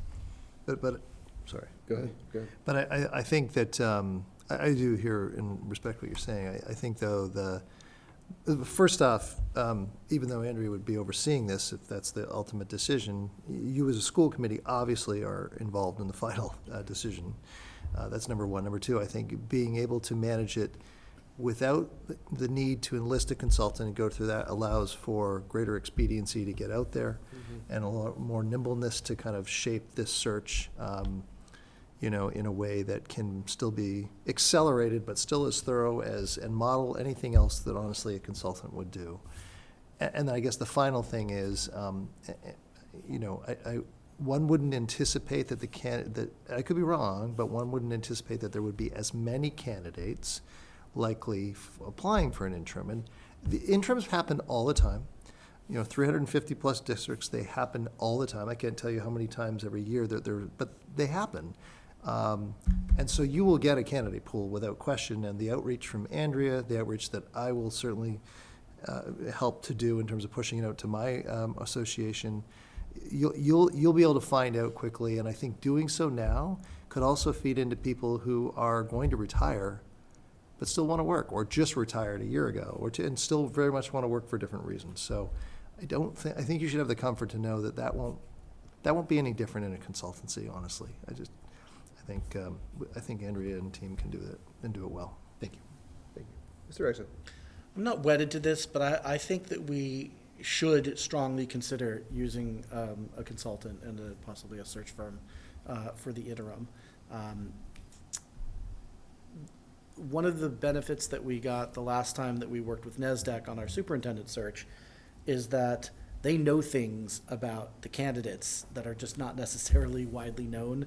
There's like a certain sense of almost like background checking that was very helpful in that search. Now it's a different pool. It's not necessarily the same issues, but there are people who kind of specialize in in these interim type positions, and I wonder if if they would be tapped into some areas that we wouldn't just get by just kind of pushing out the posting.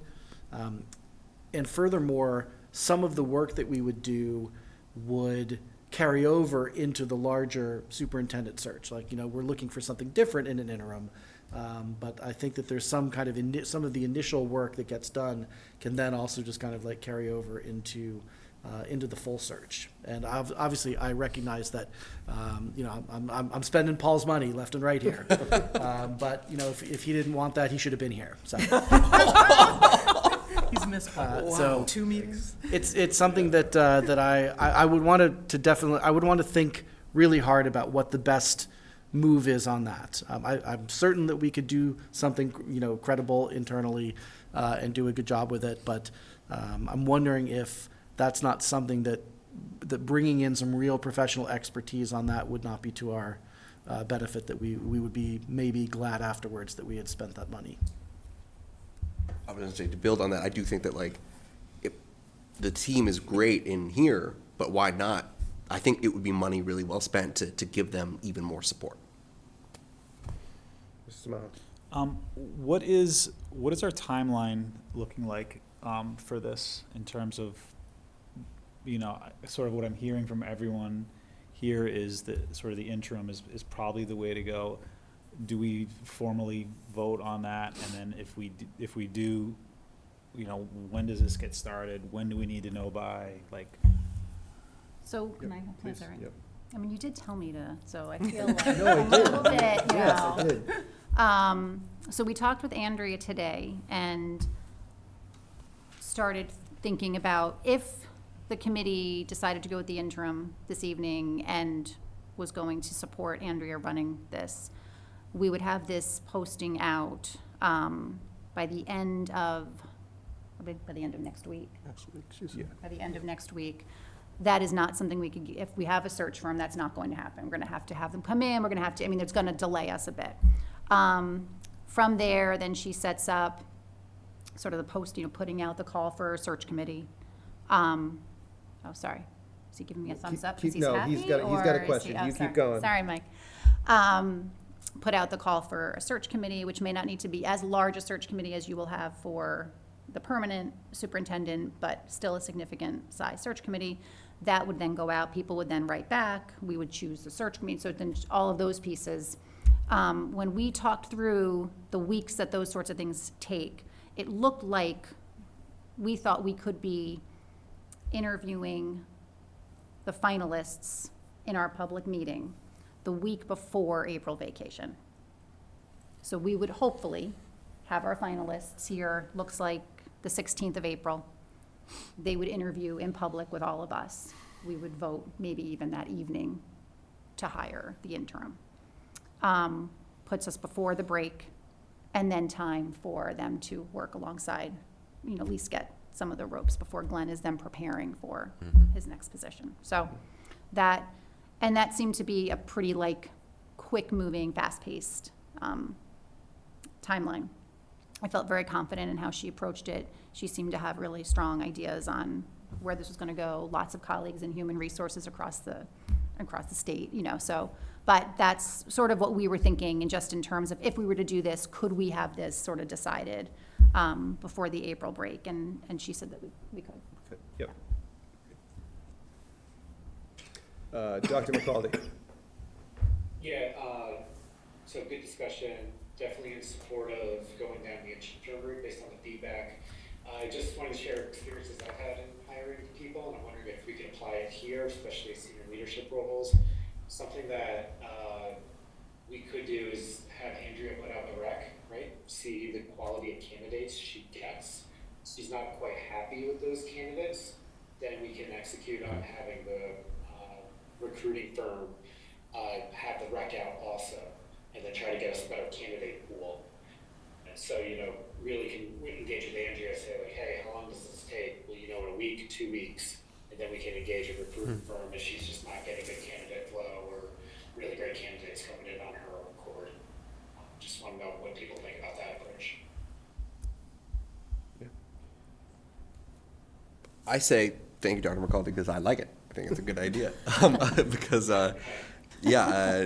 sorry, we're getting punchy. I like that it keeps kind of the control in Andrea's hands, and it also, I think, sounds a lot more streamlined and a lot more efficient time-wise.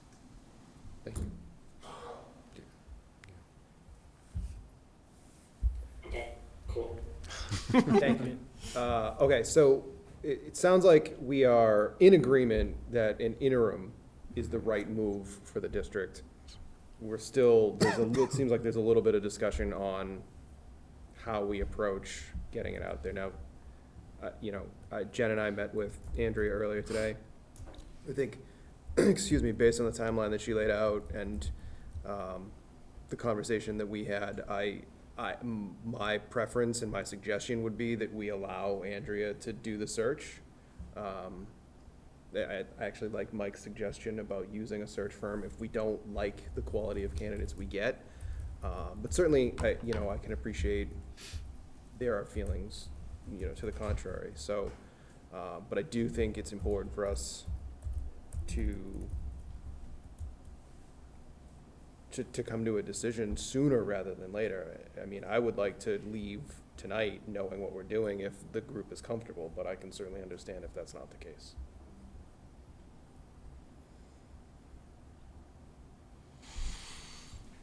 So just to that, I like the idea of using the search firm and leveraging that for do some of the work could be, spend it now instead of spending it later, and then there's just add-on services you add for the full search, because they already know what you're looking for. They already know the district. You're not paying for that learning curve for them. So I appreciate the idea of using the search firm, but in terms of the essence of time, and I think Dr. McCaldy's suggestion kind of nails it in terms of let's see how far we can go with this. We know Andrea is a great professional at her job, so let's let that go. And obviously, if the candidate pool isn't good enough, then we'd have to revisit it, no matter how we started the process. David and then Jen. I agree that Andrea is great at her job, but her job is not executive search. True. And that's a different thing than what she spends her days doing and what her expertise is at. true. And I think that this is an executive search, and it's not the permanent position, but it's important. This is someone who's going to be running the district for a year, and we have a lot of important projects that are going forward, and we don't want to lose momentum, and we want a smooth transition from this year to next year to the year after that. And I think getting the right person in that role is important. And I just like the idea of having people who do that for a living assisting us with this. Part of me is thinking about, and so I hear that, and then there's also this part of me that's sort of this tapping too much, this exhaustion piece of having people do this type of a search now for this interim for 1 year, and then calling on sort of more volunteers to do a fuller search in the fall. It's a lot of time spent. And I'm not saying that it's not incredibly important, but I do feel as though we can get someone in this position for 1 year that will keep us moving in a steady way under Andrea's leadership. And there could be a part of me that's feeling this crunch, and I want to get this out, and I want to, there could be that too. So I'm trying to sort of, if we were to move in the direction of a firm, I guess what does that look like? I mean, I think we need to get Timing-wise. cost, we need to have them in, so that would be, hope maybe our next meeting in February. Then we hear from them, and then make a decision, it's gonna be MASC, NESDEC, or Andrea. So now we're maybe posting beginning of March, yeah. Dr. McCaldy. Yeah, so my personal opinion is we shouldn't be wasting time. 2 weeks is still time wasted. It costs us nothing to get the rec out under Andrea's guidance. And that's when we can still deliberate if we want to do the recruitment firm, because I think there are some good points raised about that finding executive search. It's just 2 weeks right now. We need to get someone in here. Let's see what we can do with the resources we have right now. That's kind of my thought on this. Thank you. Mr. Turner? In your conversations with NASDAQ, if we were to issue the search, the job rec today, this week, would they still be, they've got multiple consulting options. Could we pick one of the milder ones where basically they're assisting us through the process, they're not leading it? To David's points, we get the value out of that, and then potentially learning to help with the full search later. But to Dr. McCaldy's point and yours, we do have the rec out, and we're not asking them to help us write the rec. We believe Andrea can write the rec. We know what the job requirements are. We get that part going, and then we decide and have a little bit more time to deliberate on exactly what sort of services we think we need of the options they have or the options MASC may have. Yeah. Is that kind of a way to meet multiple goals? Mr. Golden? That's kind of what I was really envisioning and wanting out of this, is just like getting someone who comes to the table completely neutral, who has got a ton of that executive search expertise. So it's more, I'm hoping personally, like an assistant role, like someone you can go to, hey, like, does that track with what you've seen, blah, blah, blah. Like, Andrea's in charge, we're doing the interviews, but they're there too to be someone we can send. We have all these questions right now. We can ask that person questions about, what did you think of that answer? Does that track with what you've seen?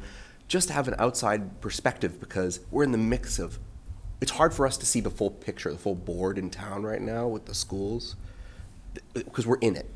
I just think with such an important hire, having someone who can come at it from outside and say, whoa, like, you're not even paying attention to that, and that's the big thing this year, So I think time, super critical. If we can get those, just the basic, like, low-cost counseling services, or not counseling, consulting services, thank you. That's my ideal outcome, is having someone we can just bounce thoughts off of. So. Okay. So here's what I'm hearing. We get this out, and I'll reach back out to NESDEC and see about sort of, it's interesting, because as I was talking with NESDEC, the idea was kind of, well, if you're gonna do an interim, it's probably gonna be in-house, and so let us know. Like, so it's funny, like, they were sort of like, which is what made me think, like, this is the way they normally do it. So I'm curious, and maybe you know, Glenn, how many, I'm curious now, because it wasn't like they were like, oh, let us do your interim. They were like, well, you probably might do that in-house, and I was like, oh, interesting. So I never really, I was thinking search firm for kind of permanent. And I know they do interim searches, but it wasn't that they were sort of pushing that along. Yeah. Glenn, Richard? Same. Yeah, so it's just interesting. Sorry, Dr. Brand, do you have? No, was your question going to be? Well, I guess- For districts that are pursuing an interim? Yeah, like, I've seen both. Is it 50/50? Maybe, but Yeah. definitely a lot do it internally, and sometimes they do, use one of those search firms. Those are really the only two, for the most part. There was a third for a time, Future Management Systems. I don't know if they're still operational, but it's really just MASC and NESDEC, and yeah, so. well, and I feel like MASC is always our go-to with anything. I mean, sort of as like almost a free Q&A. I don't feel like they charge. I mean, I know that they would charge if they're running the search, but they're a resource. They're a resource for us as a school committee that we can email and ask questions anytime. So I wonder what it would look like if we were saying to either MASC or NESDEC, what would it look like if you were sort of consulting with us as we went through this search? I mean, that might be sort of, and then hopefully that would be the firm we stay with as we move into. So I could see there being like a nice sort of layering, like they know. I mean, I think what you're looking for in an interim, sure, there's some similarities, but I think what you put into your everything, when you're looking for your permanent, it's gonna be far different, and you're doing different calls, you're pulling people in to even determine what they're looking for in the next superintendent. We don't have time for that right now, right? Like, it's a little bit of a different. Right, I don't think we're gonna convene focus groups in the community to, what are you looking for? Want? What's your dream? Yeah. That's a next fall thing. Yeah. Right. But not this spring. Right, but I hear you. I mean, so I think we get the call out. Yep. We both reach out to NESDEC and MASC. Yep. And then we can even, well, this is the tricky part, right? Because we can't just email you and be like, what do you think? I mean, so then, I think we can wait till our February meeting, Yeah. bring back that information, and then as a committee then vote and decide, is this something we feel we want to do, and who do we want to go with? I don't necessarily think we have to have them here, but we could, if that's something that you decide you would like. And then we move from there. So we're not really wasting time, we're getting right into it, Yep. but this idea of having a firm to Bringing support some us additional makes sense. support in, yeah. I second that motion. Does that sound good? Yeah. Okay. Great. I would also suggest that as a committee, we could delegate that to the two of you. If we felt that in the interest of time, that it would be better to move that before the next school committee meeting. I think we've clearly gotten our ideas across and sort of what we're hoping from this. Yep. And that I would be comfortable, making a motion to delegate that authority to choose a consultant if that seems viable. Okay, Okay. great. I second that. Okay, so there's a made motion and a Second. second to essentially, I guess, delegate that decision-making authority to For the chair and the yeah, vice chair.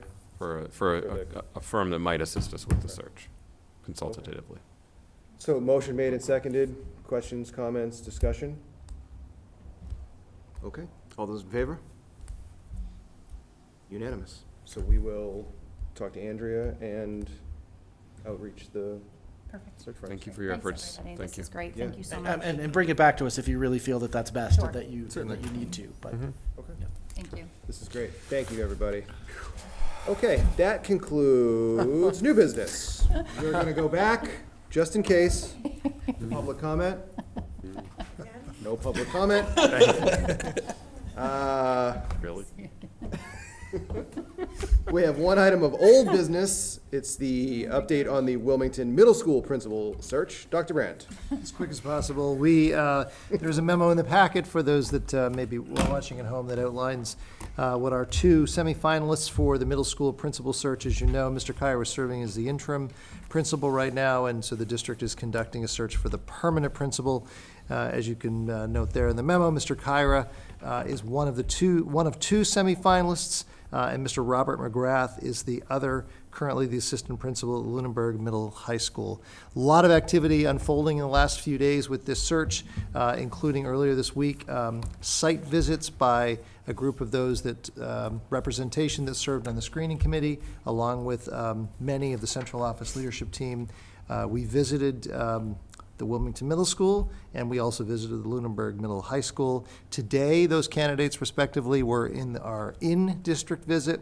That included them meeting with a whole variety of folks this evening before tonight's meeting. That included a community forums, and then today they met with central office leadership team, school principals, and many other folks throughout the district. So we are on target for the timeline and moving forward. I would anticipate finalizing a decision, probably not by the end of this week, but certainly over the February break, and looking to have an announcement when we come back from the February break. So I'll pause on that if there's any questions, but we're well underway with that search. So thank you, Dr. Brand. Questions? Hearing and seeing none. That concludes old business. Subcommittee reports. Hearing none. I guess, didn't we have a policy subcommittee since last meeting? You know, we did. And We did have a policy Why subcommittee isn't it report. But did we? Well, we talked about the Title IX policy. we talked about the Title IX. We talked about Title IX. That's right. And it wasn't coming to this meeting? No, Okay, sorry. All right. that's right. I'll just say in brief that we may have a meeting with Senator Feingold up and coming on the state federal policy subcommittee. So that's very good. We'll keep you updated. thank you. Okay. Correspondence. None this evening. Thank you. Future school committee dates and other notable items. February 13th, 2025, tomorrow, the Wildwood School Building Committee is meeting virtually at 6 p.m. February 17th, schools and offices are closed for the President's Day holiday, which brings us into February 18th through 21st. No school for the February school vacation week. February 24th, Parent Guardian University Workshop, Anxiety and Attendance, at 6 p.m. here in the large group instruction room. February 26th, the regular school committee meeting, 7 p.m. here in this room. Bringing us into March 5th, 2025, the Wildwood School Building Committee is meeting hybrid at 6:30 p.m. March 12th, we will meet again here at 7 p.m. And on March 25th, the STEM fair for pre-K through grade 8 from 5:30 to 7:30 p.m. in the Wilmington Middle School cafeteria. I would add one item to this list, which is quite a bit farther off, but a reminder to folks in the community, Saturday, April 26th is the next upcoming town election. We're in election season.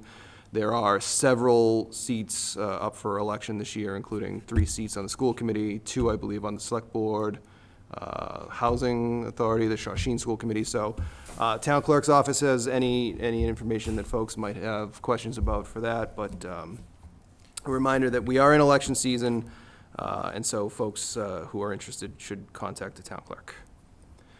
Mr. Turner? On this Friday, the senior center will be have its grand opening, and I know at least members of the Strings And the High band. School and band will be at the event playing as part of that opening ceremony. So if you happen to be around 1 o'clock, 1 o'clock. on the 14th. 1 o'clock. So Join us at the senior center. join us at the senior It's a center. gorgeous building. Yes. Thank you. Thank you. Others? Well, I can sort of just let people on the committee know, Dr. Brand knows, thinking about about the election coming up, that I've made the decision to not run again for school committee.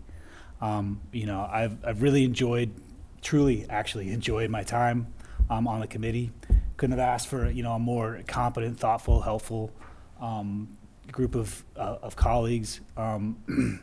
It's been a pleasure to work with Dr. Brand, Mr. Ruggiero, Ms. Elliott, and the entire leadership team. You've demonstrated excellence and dedication in all you've done. Dr. Brand, you've been really responsive and thoughtful in your approach to working with this committee, and I really appreciate your leadership, your kindness and support during my time here on the committee. I'll say that the last 6 years have been really enlightening. I've been a teacher now for close to, or maybe over, somewhere around 25 years. And so being on this committee has really allowed me to see things from a different perspective than just as a teacher or as a parent. I understand, the difficulty in how a district has to balance the needs of students, families, and the community. And when I joined the committee in 2019, I had no idea what I was in for. I don't think I really understood what a school committee was or did, even having worked in schools for so long. And then there was the pandemic and all of that stuff, which was an interesting experience. I want to thank Dr. Bryson for being the first to sort of give me the courage to run, 6 years ago. You told me at the time that it was was one of the most rewarding things that you had ever done, and I was like, wow, that's really impressive. And I think over the years that I've been here, I've come to sort of agree with you that this has been really rewarding for me. I think you've been an incredible leader and a voice for students and families in this district. So. And Jesse, your time on this board has mirrored mine, and apparently our choice of shirts, plaid shirts as well. When Jesse and I used to sit right next to each other, same, very, very similar. You've been incredibly level-headed and brought like a clear voice and reason to the committee. David, I can't imagine this board without you. You've never been afraid to offer contrasting or differing opinions. You have a wealth of knowledge, and you've often been the one to sort of put things into perspective for me and offer sort of important insights. Stephen, I'll say that we all work hard, but I feel like you're the one to do the extra deep dive into stuff that really helps this committee make informed decisions. Your leadership, especially around the school building projects, has been integral to moving that project forward. And I can't forget all of your updates on the performing arts as well at the end of meetings. Dr. McCaldy, I wish you were here. I've been consistently impressed with your preparedness and your ability to think outside the box. I'm always, you always have questions that often cut to the matter really quickly, and you have a real results-oriented approach, which is a true asset to this committee. And to Nick, my newest colleague, you've sort of brought a unique and dare I say a more youthful approach to the work. Your experience with the legislature has been really helpful, and I think it makes this committee much stronger. And then there's lots of colleagues, Steve, MJ, Joe, Melissa. You guys all helped me through so much of this stuff. I'm proud of the work of this committee. We haven't always agreed, but that's never prevented us from moving this work forward.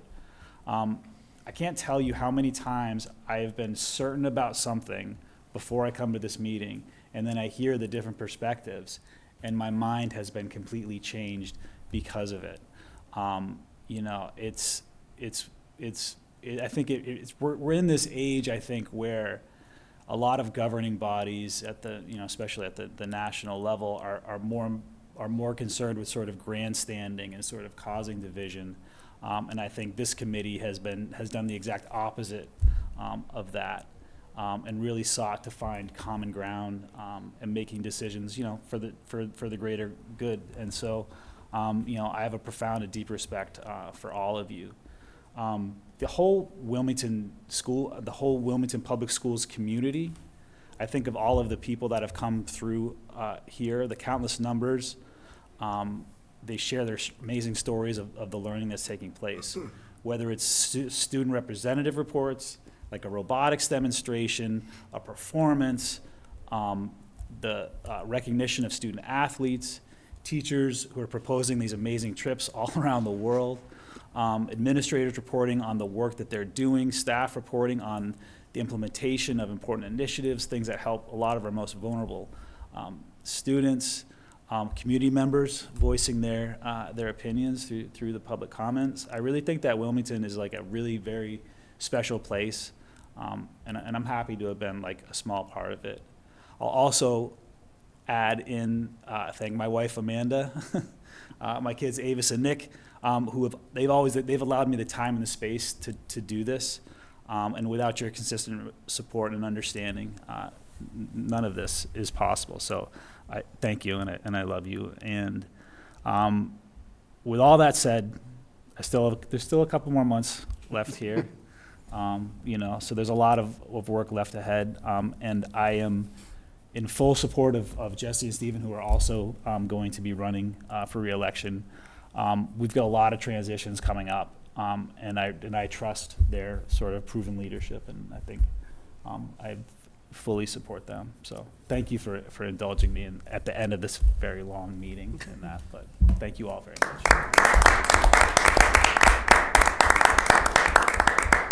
We'll have more to say about you in April. Yeah. Oh, yeah. Yes, and I would say simply, your contributions to this committee can't be understated. You and I got elected on the same day, so being in this room with you for the last 6 years through COVID and everything else has been a real pleasure. And, your insight, especially as a current active classroom teacher, has been incredibly helpful and will be greatly missed. And so we are absolutely going to take advantage of that for the next couple of months, and I'm sure beyond that. So thank you for everything.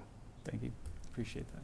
And for I'm just going to say, and part of our timeline for the interim was keeping in mind the town election and having a conversation about, we'd really like Jay to be a part of that decision.